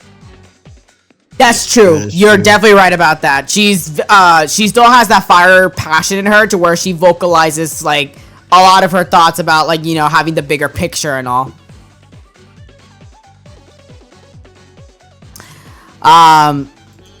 That's all I really have to say with that segment. That with whole, like, with Yang, Ren, and Jean. How about the rest of you guys? That's it. That's like how. But one thing I want to point out is I like John's reaction. It's like he's not upset. because he gets it. But he's like, you know what? We don't have fucking time for this. We need to get out of the cold. So I thought that was a good characterization, did John? I agree. Yeah, same here. Considering he already had his outburst in Volume 6 when he attacked Oscar. I just realized something. What's up? So you know how Ran is saying like, we're not capable for this. We're over our heads, and then Yang said, "Who else is gonna do it?" I'm not gonna give Kruby like this prospect, but I just realized they might have noticed they ridden themselves into kind of a wall because they always ridden Ruby, Team Juniper, and some people as the only ones who can stop Salem, and they literally just killed off the ASOS or just put them off into like a small area, small corner. So really, literally, no one else but the main team can stop them. And also, we can see in Volume 8, literally, the Huntsman had trouble fighting some Grim before Oscar got bodied and took him away. So, Well, considering where we are after chapter 5, I'm not gonna say we're that hopeless as just Team Ruby and Team Juniper, but we'll get to that when we get to chapter 5, which we yeah, need to but get to it in a bit. 'Cause we spent an hour and 26 minutes on chapter 4. We So, definitely we did. can we kind of need to speed run through the rest of this chapter. Yes, because there's a lot. I mean, with a lot that's being talked about with chapter 4, there's actually a lot more to talk about with chapter 5 than 4, in my personal opinion. But, So, but just so before, like, you know, we kind of speed through things and such, let's just take another breather real quick. Because we kind of skipped over her. So let's talk about Miss Ice Queen over there. With Team Ruby. why? Okay, so like, what did y'all think about like Wise's interaction with Whitley? Like the fact that like she brought out that sword on him. What do you guys thought of that? I was not I surprised. like how Weiss is just like, bro, you know what? I don't have time for this shit. Just let me in the house. I like it because it's so realistic. Because like that's what siblings do. It's like, bro, I don't have time for the joke. Give me the key so I can get in the house. God damn, just let me in. It's just like go to your room. Like, of course, Whitley was being an entire pube about the entire situation, big considering stuff. But I just got called back. And I just remembered. Callbacks made a very good point about it on her stream when this chapter dropped about how Whitley is very pampered. And he's never really seen the outside world before. He's always been pampered by Jean and his servants and everybody else around him. You know, he's a spoiled rich kid. Sort of like how Weiss was, but on the whole way worse level than she was. Because at least she was prideful about being a huntsman. So but like now the servants are gone. They're not there. Jean's arrested. His mother is in her room doing God knows what. He is all alone for the very first time, probably is in his entire life. Keep in So mind, like you've been saying it's very Jean, not Jacques. interesting. It's a very interesting thing to see. So like this definitely sets up a good character development for Whitley, which I hope Miles Carey takes. 'Cause like I'm not gonna be like a stan of Whitley, but he definitely needs some type of development for me to care about why saving his ass. Cause right now, like he's kind of with John, not John Jacques, which is like if she saves him, whatever. If he dies, whatever. I kind of don't care. I kind of like his mother more than him entirely. So like, yeah, Keep in mind, Edo, you kind of just smacked the back of your chair into your mic twice. I know, I saw that.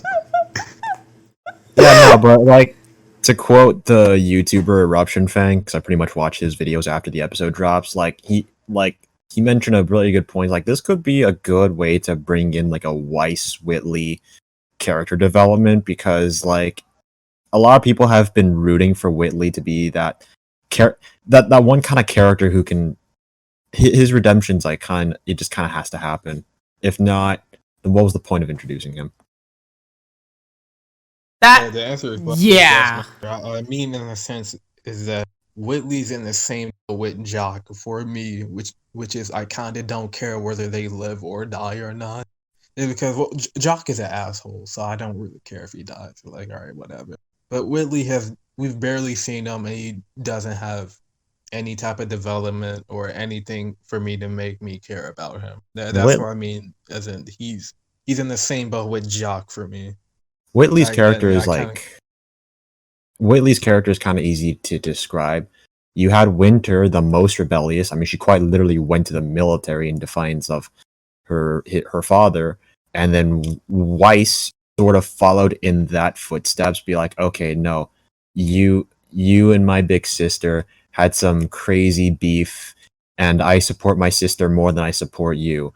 And even Volume 1, when Blake calls out the Schnee Dust Company, especially during the time with the whole Blake is revealed to be a Faunus part, you even see when Weiss was like, I've seen the wrath of my father at home, and I know the shady things he's done, and I know at volume 4, volume 5, when Weiss had her outburst and accidentally summoned the Borgrim, she quite literally called out her dad, be like, "You're dragging our family name into the mud." So, but then you look at Whitley, the youngest kid, easily manipulative.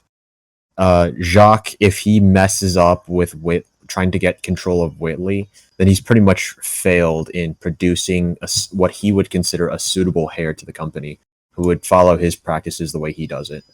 So Whitley is just an inferior version of Jacques, and because he's an inferior version, that gives him room for growth, and that's where Weiss can come in and try to repair what's left of their relationship and try to be as close as him as possible, like she is with Winter.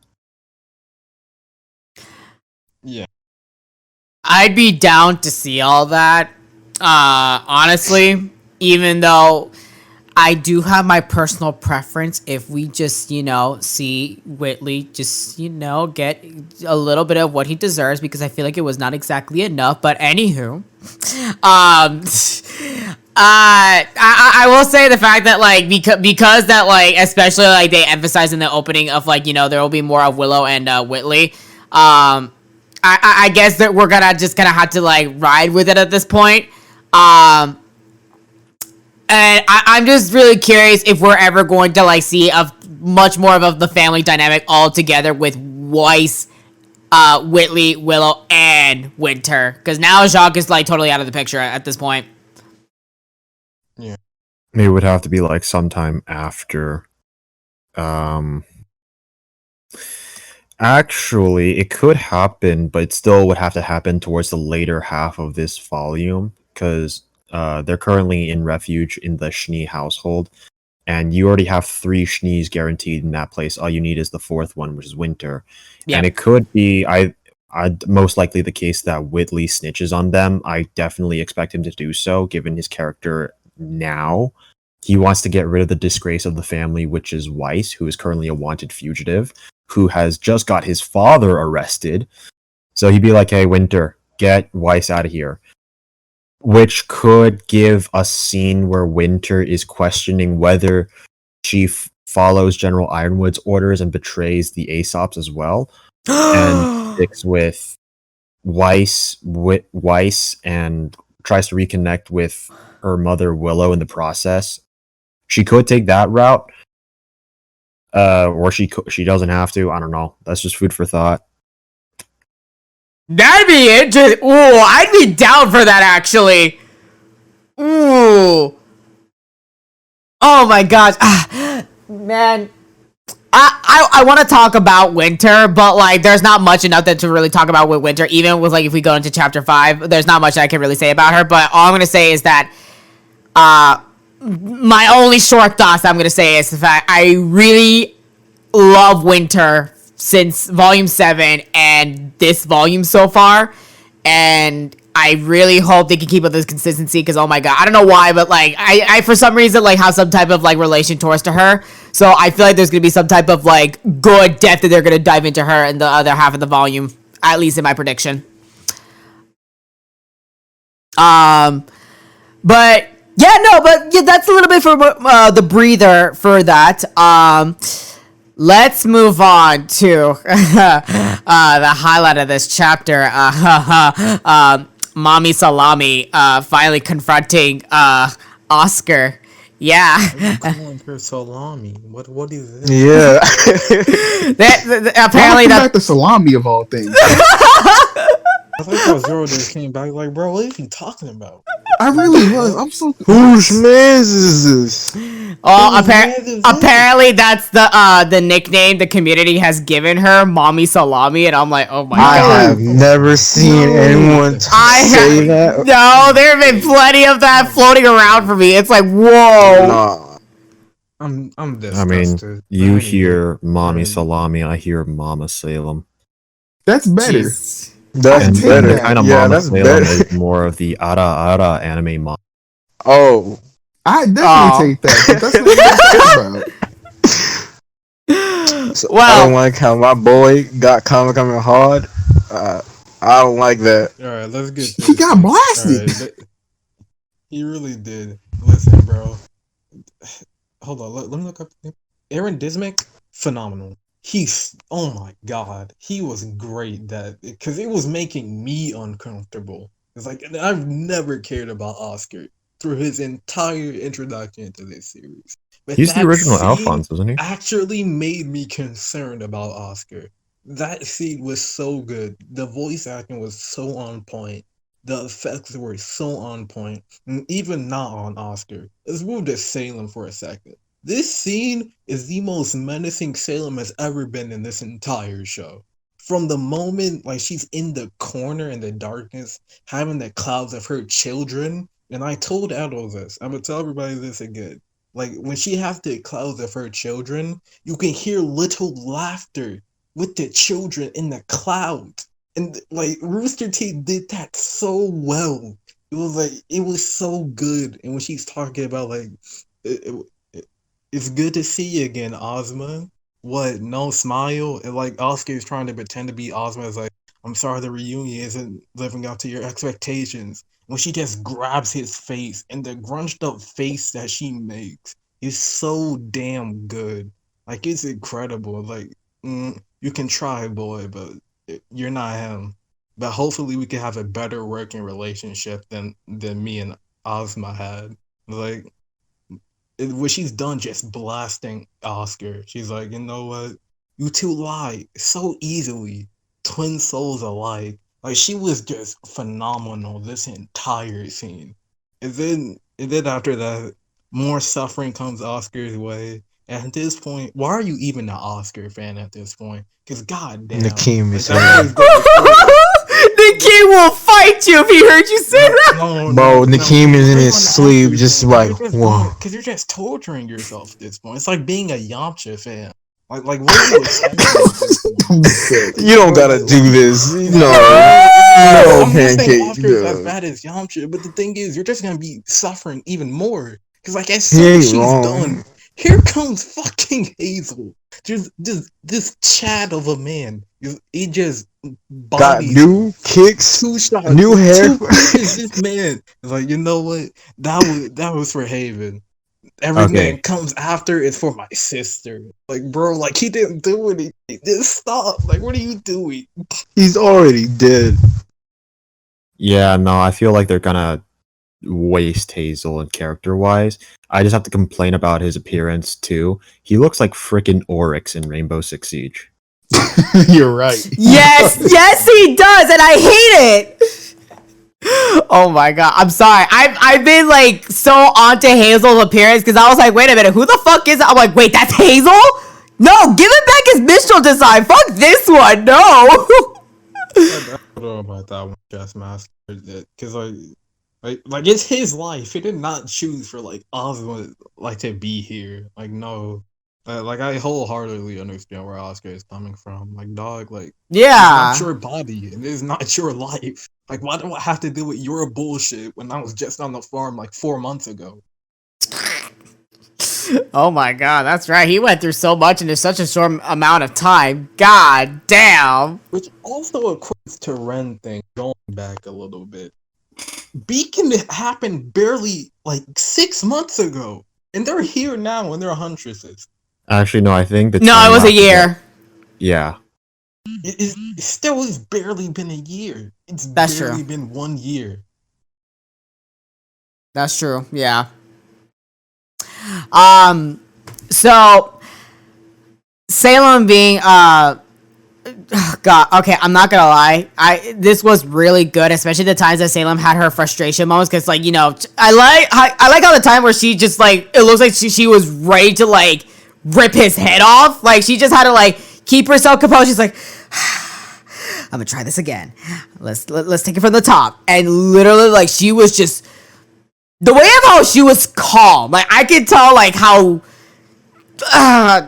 what do you say that? She was very intimidating. Yes, very intimidating. I was just like, oh, I need to know where it is, honey, sweetie. You know, like just tell me where the beacon relic is. It's like, oh my god, bitch, stop talking like that. That shit is so creepy.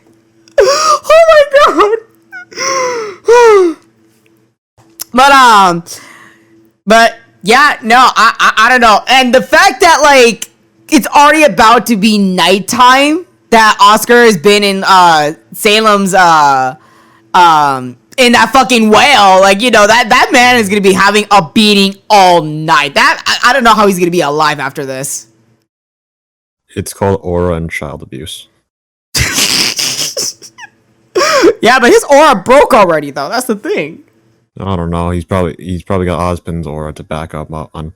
I don't think so. I don't know about that one. I don't know. I definitely feel like Ozma. No, because I think for that to work, like Ozma would have to be in control by this. I mean, because technically that's not Ozma's soul. That's still Oscar. I mean, Oscar and Ozma is basically two souls in the same body, and you've seen Oscar and Ozpin both fight for control of the body. That could if you take it a little bit further, that means theoretically he could also tap into. And in fact, I think it was teased that Oscar can actually tap into Oscar's. Oh, Yeah. Damn it! Oscar can tap into Ozpin's abilities via magic or aura. Oh yeah, because he does the little bubble shield to break his fall. Here's the thing. Like the thing is just that like Oscar did that. I feel like he was going to die. I feel like Ozma technically did have a hand in that, because like obviously Osmond doesn't want to die either, because after that the cycle will have to be redone again. So he probably had a little hand in that. But for this scene, Ozma wanted no part of this. He was like, bro, you know what? You got this. I'm a dip. Like, Oscar, don't freak out. I'm a dip for a second. I'm gonna be right back. That man did not come back. Yeah, I was a little. Oscar is still getting folded as we I speak. was a little bit disappointed when he did not one part of this. Yeah, I was disappointed when Ozpin did not step in, because like I think I talked to Edo about this. Is like when we were thinking about what Salem was going to do to Oscar, we all knew that Salem was going to kidnap Oscar to give knowledge about the relic. It just turns out it's different relic. We thought, I think Edo, we were talking about the vault and mantle or something, the vault and atlas or something, but it turns out it's the beacon relic. Either way, the point still stands.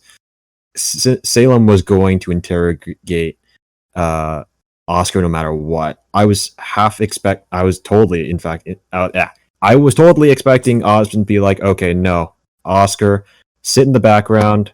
I'm going to talk to Salem, because he's already, I mean, again, gotta mention again, Salem and Osmond has shown that they can steal control of the body if they need to. Like, Oscar could have tried to play, bring out the brave face all he wants. It should have been Osmond be like, okay, no, sit back. You're not going to be feeling any pain until I give you control. That's right, yes, and I was the one who said that, like, I think Oscar, I thought Osmond was definitely a coward at that moment when all that shit was happening. Like, wow, like, how are you gonna just give him that false hope? Like, oh yeah, like, everything's going to be okay. Stop lying! Why are you lying again after what happened? What the fuck's wrong with you? Like, everyone's just capping in this scene. Like, bro. Hey, you don't want to face your ex-wife, bro. But he knew that! He already knew that his ex-wife was right there! And Even like Well, when I'm pretty sure Oscar even knew, like, bro, this nigga's capping. This man's capping. He's capping. I know he's capping. oh my god. And I mean, again, we're gonna have to find out in the next episode of Child Abuse. But anywho, I'm pretty that's all. sure. Man. Yeah. I'm pretty sure Osfin's gonna step in the next episode. I think they just like gave us like that little tease of like Oscar like being brave and like trying to handle it himself. But we all know like Oscar's gonna step in eventually. It's like next Honestly, episode. Zero, I think it's a little bit too late for that right now. Nah, I mean like yeah, it was bad. No, It was bad. no, Don't get me the wrong. thing, though, because here's the thing: like Oscar's not gonna be able to stand after this. Like he's not gonna be able to get up. Like he's going to be folded got like folded an like an omelet. omelet. Like he will be an exact omelet. Like he's Jaeger. not getting up. He should have stopped them the moment Salem was in that room. No, Yeah, no, the only defense I can give Ozpin is Oscar was forcibly holding Ozpin back during that whole confrontation, but after getting several punches from Hazel, I don't think he has that much willpower anymore. I Yeah. would have definitely tagged out. I would have tagged out. It's one of those things where it's like I wish they kind of like gave us more of those two like inner monologuing. Because then if it was like, you know, Osfin's like, yo, please let me take control. Come on, like give me control. And Oscar's like denying it. Then I like let it slide a little more, you know? We don't get that. We just get him getting Tekken comboed. Bro, I can just imagine Oscar's mind, like, bro, Ozma, please tag in. Please, raw tag in, dog. Level 3, please. Talking about Just level let 3. me out of here. let me level 1 to level 3. Get me out of here. What are you doing? Oh my god, level 3. We're bringing fighting games into this. Oh my Bro, god. Yeah. bro, he literally Oscar became the Frieza to to the Broly in the Broly movie. The Broly, for 1 hour, Frieza was just getting his ass beat by Broly that entire time. It's like, oh no. But like the thing is, if we're going by like the opening, like the sun is somewhat coming up during the opening, so Oscar is probably getting his ass beat from sundown to sunset, which is tragic to say the least. Oof. Ooh, that hurt. Yeah. Yeah. Oh my gosh. Well, that's all I really have to say for that segment. And they do end it off with something. So, do you guys have any thoughts about with Salem and Oscar and Hazel? No, that scene was just fire. That was one of the best scenes in the series. Honestly. Mama Salem is about to go ada very soon. Yeah. I personally know how Oscar feels right now, but anyway. Pain. Jesus, that is pain. You're right about that. So, they actually end off the episode different, but like I don't think it's like really much worth talking about. It's much more for chapter 5 in my own personal opinion. So the last thing I am gonna like end it off with chapter 4 discussion would be Salem and Cinder and Neo and Emerald. So Okay, I'm gonna try and speed blitz. Neo doesn't Emerald give can a crap. die, I don't care. Neo, yeah. whoa! Neo does not care. Neo is completely over this. She just wants to kill Ruby. Cinder, actually no, because again, Salem just in this episode was just so good. That quote, she thinks, she wants, but what has she possibly done to deserve for me to care? To care. Like, bro, like what have you done? What have you possibly done to earn any semblance of me caring about what the fuck you want? On my face, and even Oh my god. I just, man, like, just the way of how she was so condescending towards to her. Like, how you just gonna do her dirt? Like, I mean, keep going, though. Like, I ain't telling you to stop. Like, fuck Cinder, but god damn. Yeah, Cinder, I lost all hope for her.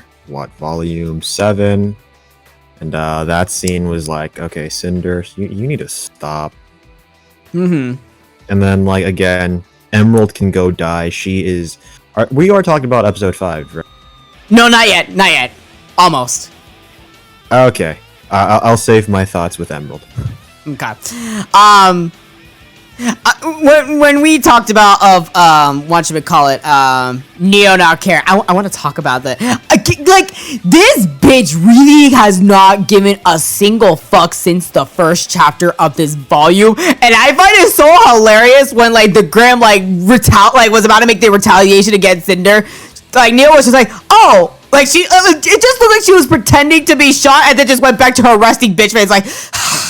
This bitch again. I'm so tired of this shit. I'm so tired of this shit show here. And it's also Neo's probably secretly plotting to kill Cinder. Oh, I fucking hope so. I don't care. I mean, Yeah. honestly, like, I don't care who does it though, but I think it will be amazingly hilarious if Neo does justice for us. I'm just saying, because I mean, like, Neo, like, she is just losing her patience with Cinder's bullshit. Yeah. So, like... Neo has been done since the end of Volume 7. Yeah, so she's probably secretly plotting to kill Cinder. I don't know, Cinder maybe thinks that Neo wants to kill Ruby, but I think Neo, and on that note, Torchwick, has some sort of honor where they know a fight took place, and they know if Ruby is alive, that means Torchwick lost. What, you're gonna be that petty? I don't think Neo's like that, and on that note, I don't think Torchwick is like that either. I don't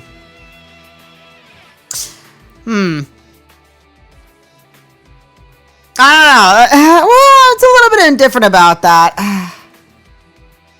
I don't know. Your guys' thoughts? The rest of you? Nah, I agree. Because, like, to be fair, like, when because actually he makes a good point. Because when she thought Cinder killed Roman, which she did, involuntarily, she did. She was like, hi, Cinder, and they just started fighting. She wanted them hands. She didn't do any, like, dirty hand tactic. She was like, you know what? I'm here. I'm alive. I'm about to kill you. Like, that's that. So Neo has some semblance of honor. Yeah. I mean, I've said it before. It's really gonna come down to she's gonna pull up on Ruby. Ruby's gonna ask, like, why are you, like, what's your deal? What do you want? She's gonna turn into Roman, and Ruby's gonna explain he got eaten by a Grim, and I couldn't save him, you know. And then she's gonna be like, oh man, I gotta hold that L, and then go fight Salem and Cinder probably. Like, I'm literally just waiting for the point where, like, Neo like finds out, like, how Roman actually died, and then, like, turn heel on Cinder. Yeah, no, I don't really think that if RT were to do that, then they basically just painted Neo as an idiot. And I don't think I think that if they do that, it'll definitely be some backlash against RT, because, like, no, because at the end of the day, no matter how you look at it, Neo's gonna look like an idiot at the end of the day. But I mean, she got played. I can't be mad at her getting played. She got played. Like, that's the thing, though. Like, she got played either way. She didn't know, but she still got played. So she's gonna look like the fool in the end regardless. Like, there's no save facing that. Like Neo's just going to look like a fool. End of story. Nah, given her interactions with Cinder, I'm still rooting for the fact that she's probably secretly trying to kill Cinder and using Ruby as a stand-in to fool Cinder and whatnot. Because I don't think Neo's that stupid or naive. Right. If that's the long con, if that's the game she's playing, I really hope that it's like the craziest heel turn ever. Yeah. Ruby is going against her, Cinder and Neo, and the last second Neo just like stabs Cinder. Yeah. I would, I honestly, well, okay, here's a question that Chessmaster asked. He asked, does the truth actually matter to Neo? What do you guys think? Obviously. Yes. Of course. Yes. Yep. Okay. The only If it didn't reason matter, she wouldn't be here right now if it didn't. Yeah. Right. Like, the only reason she's like working with Cinder is because she believes Ruby killed Roman. The second she like knows for sure that like it wasn't Ruby, it was just some random Grim, she's gonna change her mind. But I don't blame her for that. You're right.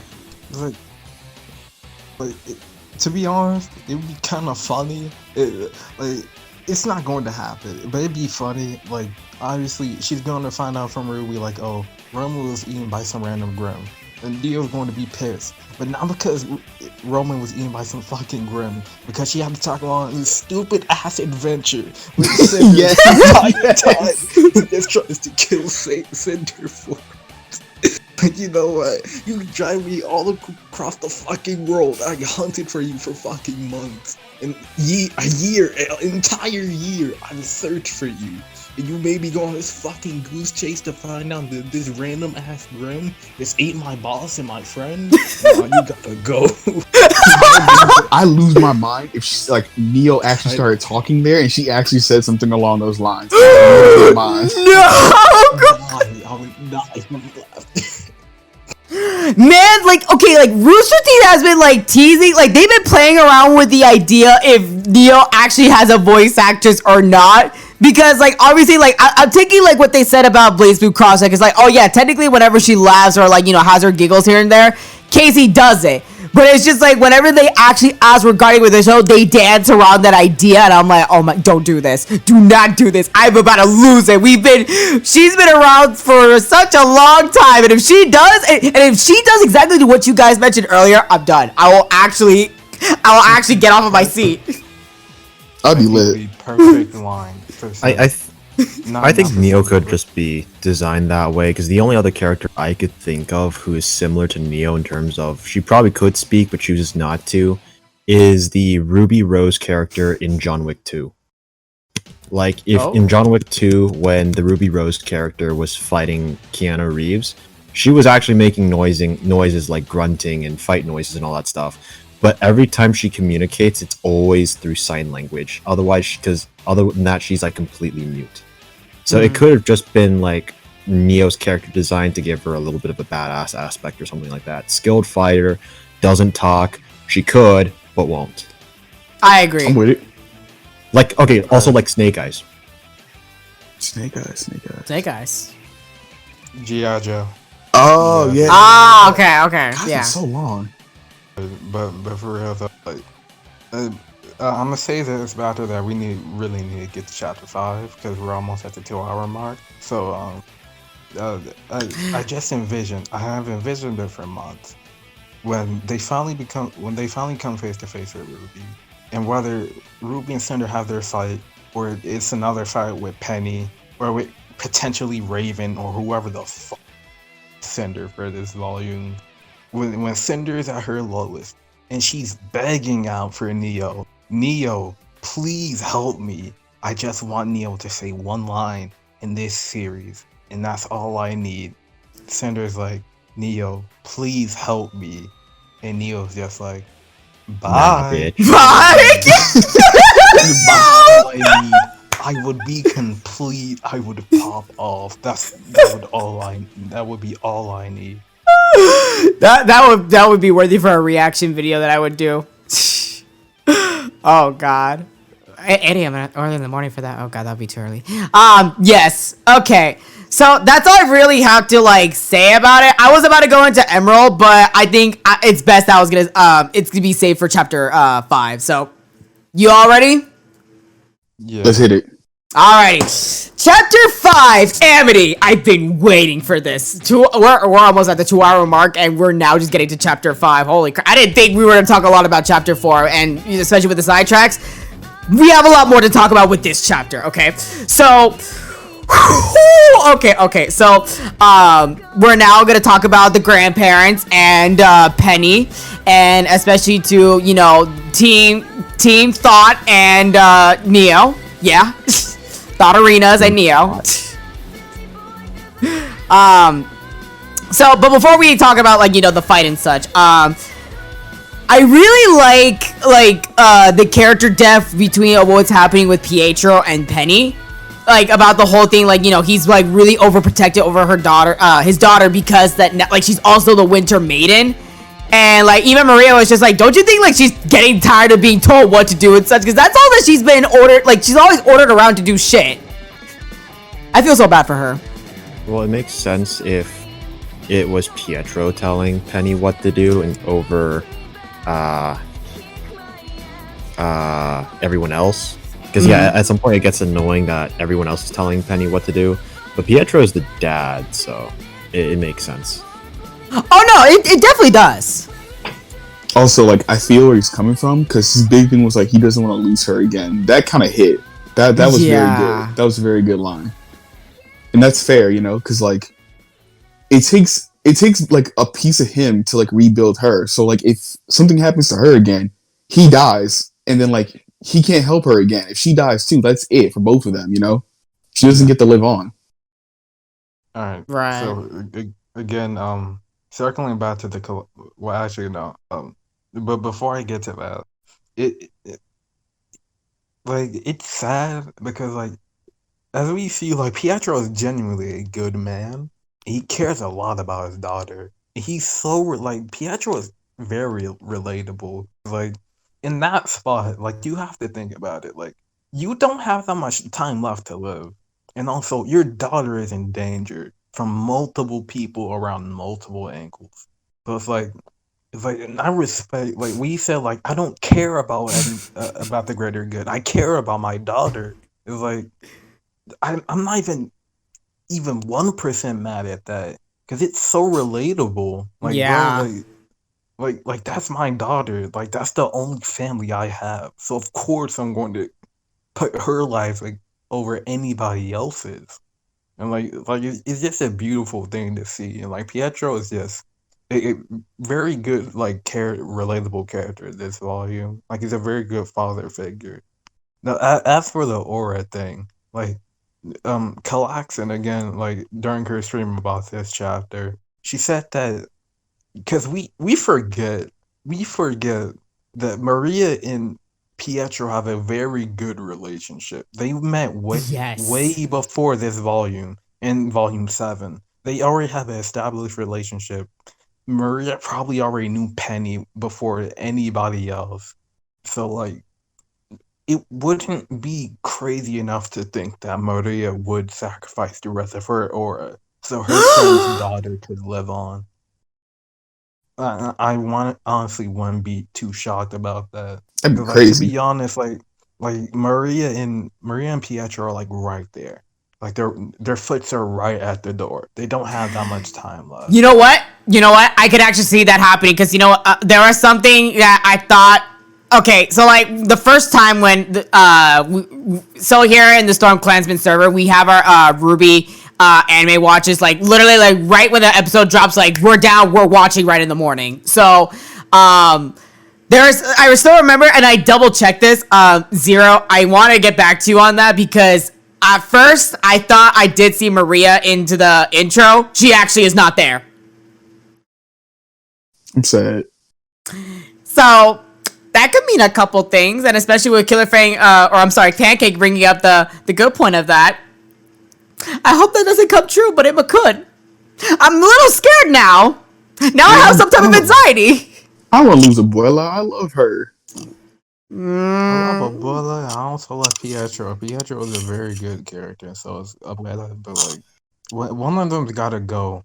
Like, but at the same time, though, like, it's also like the genuine consensus is that like the overall consensus is that both of them are going to die probably this volume.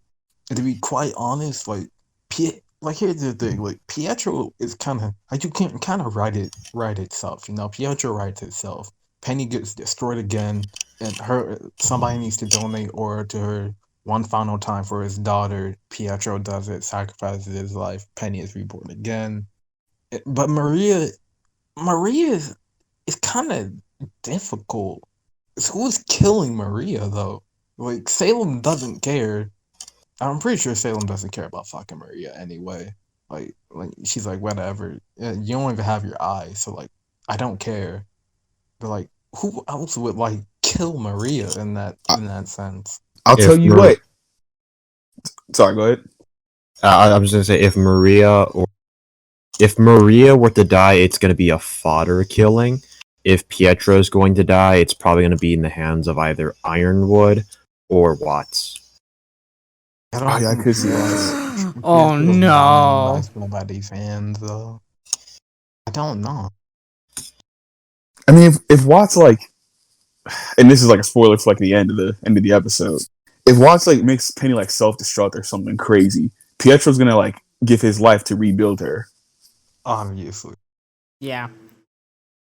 So you could say it's Watts killing him. Yeah, technically, then yeah. Well, On the topic of people trying to take out Maria, I don't see Salem caring. Cinder's kind of like whatever, but it definitely ain't about to be Neo because Neo tries to like 1v1 Maria outside the mechs, and it does not. Yeah. It don't go too well for the girls. Okay, here's the thing though, like, cause I saw a lot of people were pissed about that. What? Cause yeah, a lot of people were pissed about that. And my counterattack to that is that one, Maria is much older. Even though she is older, she also has a lot of experience in battle, far more than Neo. Neo is in her early 20s, so she barely has that much experience. And two, Neo was not using her fighting style, like her signature fighting style. Like that, like being aggressive is not Neo's thing. She's a parry fighter. She plays on the defensive and uses her opponent's momentum against them, and then counterattack. You're right. That's, Yeah, that's because Neo's fighting style. Neo is not an aggressive fighter in the slightest degree. So that probably also plays into the fact about how fed up she is with Cinder right now. And there's another point that I want to also like take into consideration as well. Like, not only like, because again, like she was the one that had to like attack, like be more of the offensive towards the Maria. Like Maria is the one that's parrying her this time, and you know some people like could make the argument of like why couldn't she use her semblance? Well, remember Maria also has her semblance of like reacting faster than any like normal huntsman would. that's her semblance? Yeah. Oh, I must have missed that. Yep. Flashback. Her flashback brought it up. Okay, well, in that case, that would have made I think I forgot about that then. Then I guess that does make sense because there were people complaining about Maria's old age, and we haven't seen her ever fight prior to this scene. So if people did forget about the semblance, they were probably assuming that she naturally couldn't keep up with Neo because of old age and not practicing. Also, I saw some people complain like Neo not using her semblance. What good would it do her? Maria's not a kid. She's not gonna like trip up like Oscar did, seeing like someone she like knows fight her. She's not gonna care, bro. She's gonna keep comboing. Doesn't know anybody she knows besides like Ruby. I don't think she'd fall for that. You feel me? Like it's a pointless endeavor. On the other side though, while Maria and Neo are scrapping for a little bit, Cinder once again is trying it with another winter because her and Penny are throwing hand. And I'm gonna say this, right? It was a good fight. I enjoyed it. But if Penny wasn't distracted, like protecting like the area, Cinder would have got washed. Yes, I agree with you. Again, like Cinder just keeps going 0-2 against these maidens. What are you doing? Well, wait. Hold on. What exactly are you doing? Hold on. I want to make the point here real quick because I want to be real technical about this because I just realized this. She did not get bodied by not only 2 maidens, but 3. 3? Raven, the original Winter Maiden, plus Penny. I don't think Amber counts. I don't think Amber. I'm not talking. No. Not Amber. No. So the original Winter Maiden? The first Winter Maiden, yeah. Freya. She got bodied by somebody who was dying. Look, no. Like, she didn't know what the fuck she was doing on that shit. I'm sorry, but like, how are you gonna get bodied by like some type of iceberg? Because I don't think she was trying to body the old Winter Maiden though. Like in a fight, I don't think the old Winter Maiden would be able to keep up against Cinder. Like, I don't know, bro. She kind of put her on ice. Exactly. Beat her, but literally. She's trying to take her powers though. But she did put her on ice in the old Winter Maiden's defense. So. Yeah, like literally, like because she is like barely like trying to like keep herself like in conscious form, and like the fact that like she pulled out so much power at that moment, it's like god damn, bitch! It's like you waited for that for the entire life. Holy, bitch! Literally sneezed an avalanche. Fuck. Hey guys. So the next episode's called Midnight. That's funny. Stop. Hold on. No. Hold on. We'll get there when we get there, right? Yeah, I was gonna say we'll get there when we get there. Yeah, but going back to that, like I was okay. Now let's talk about the choreography because I was actually gonna say that a little bit, but let's get to that now. So I don't know what it is. I've said this already with when Penny fought the Aesops, but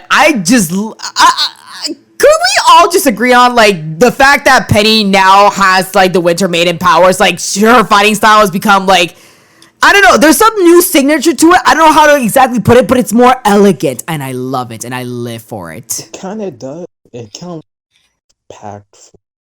Like when she was mixing like the laser beam, like the lightning, like that was crazy. Yo, And it just shows how overpowered Penny really is. Like she is probably the strongest maiden right now.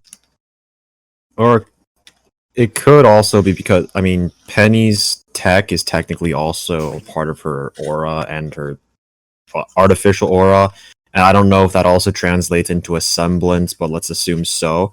Whereas Cinder, as egotistical as she is, and also heavily relying on her maiden powers, I don't know if it's like a character flaw in her that she kind of forgets her own semblance and what her own unique power could assist her on. No, she used it once. I'm pretty sure she just used. No, she used. Well, because it's so weird with fucking Cinder's semblance, because it's not really super. But like, I'm pretty sure it's like glass or some shit. Yeah. Along those lines. And she did use those glass arrows in the fight against Penny.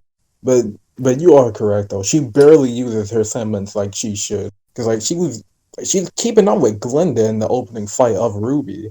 So like, I don't know if glass is her semblance. I think it could just be a theme of Cinder. Because if you want to talk about the weapons she creates, it looks more like she's creating her weapons out of her maiden powers. And what supports that idea that I got is because you see, was it Penny or Raven did the exact same thing? They created weapons out of maiden powers. So I don't. Raven. It was Raven. Yeah, so I don't think Cinder ever used her semblance, much less even if that's the case. I don't even know if she knows if she has a semblance or whatever. No, she did. Like before, like yeah, like in the earlier volumes before 3. I don't know. I guess it's debatable because like even Volume 1 with the whole glass thing, technically with the flashback sequence in Volume 3 with stealing half of the maiden powers from Amber, I feel like she's been using that more than she would her own semblance.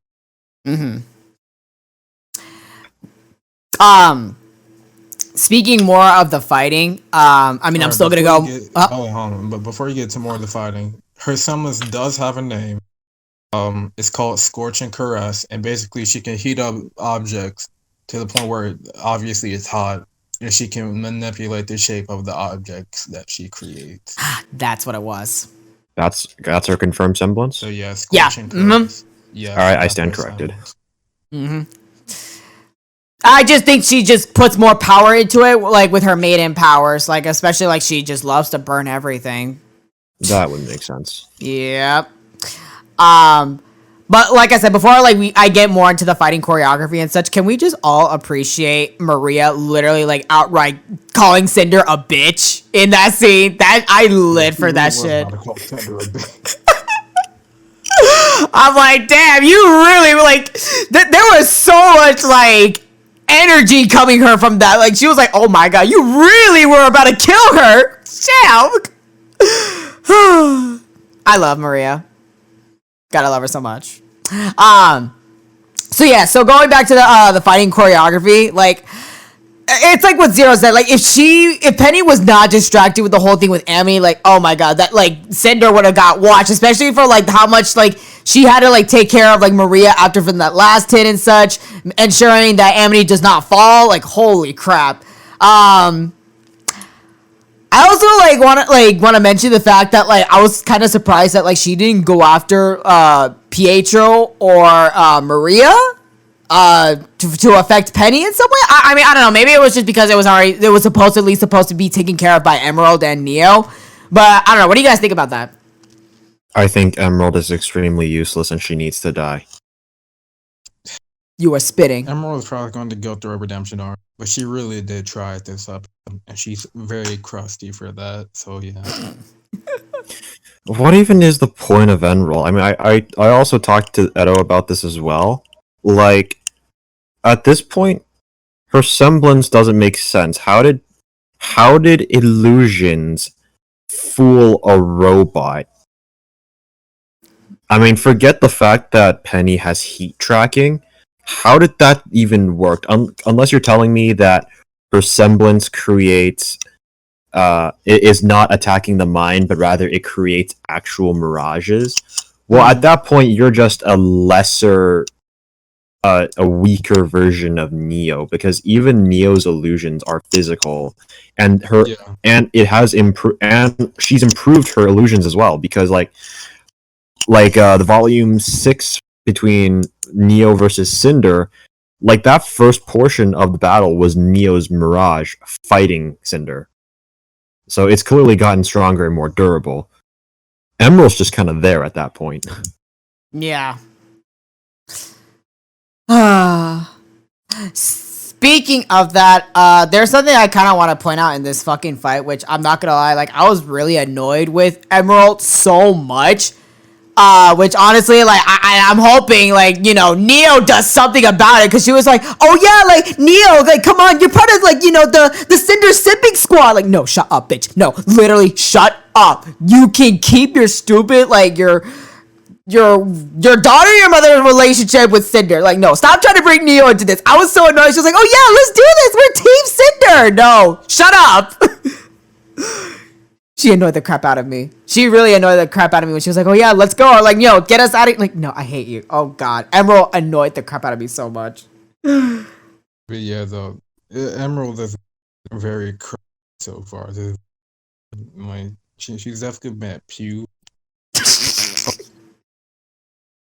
Hopefully that development comes soon, because like I know like her arc is just like Cinder's her mom basically, and she's clingy, and she's nothing without Cinder. Even though the ironic part is Cinder always says that she's nothing without Salem, which she's probably right about because of the whole fairy godmother thing in Cinderella. But like, like Right. Cinder, I mean not Cinder. Emerald's just been so fucking annoying so far. Like, I hope she gets that development real soon. She's I miss when Mercury was cool. Yeah. Oh, well, Mercury ain't done nothing yet. I know, and I miss when he was cool. Yeah, that's true. Cinder about to get her ass beat by the time she gets home. You know it. Oh my god. Volume 6. So the next point that I want to like talk about real quick is this dialogue. Oh my god. So of course Penny confronts the question to Cinder, like, you know, why is she like doing this and following Salem and such, and you know, it's really ironic the fact that, like, you know, she literally was kissing so much ass the last chapter to Salem. And here she is in this chapter, like, not even, like, 10 minutes later, she's over here going, like, oh, yeah, I serve nobody, but you do, robot girl. You were built that way. Like, girl, you don't. You do. Like, Salem is the reason why you have the Fall Maiden power. Shut up. Like, is this whole Alice arc just arc full of cap? Like, what is? Like, you have everything because of Salem. Without Salem, you would not be here. You would not be here. It's just the arc of not having self-awareness. That too. No, I mean, it's not just for Cinder. It's quite literally for everyone except Ren. Yeah. And maybe Jean. I'd say for Penny as well. Yeah, Penny too. Okay, people who do have self-awareness, let's go through that list. Ren, sort of Jean, Penny, Pietro, to an extent, still being the overprotective father. Maria is definitely one of them. Yes. And Salem is you don't need to explain Salem. No, Nora does too. Nora does too. Nora has some self-awareness, but not like in the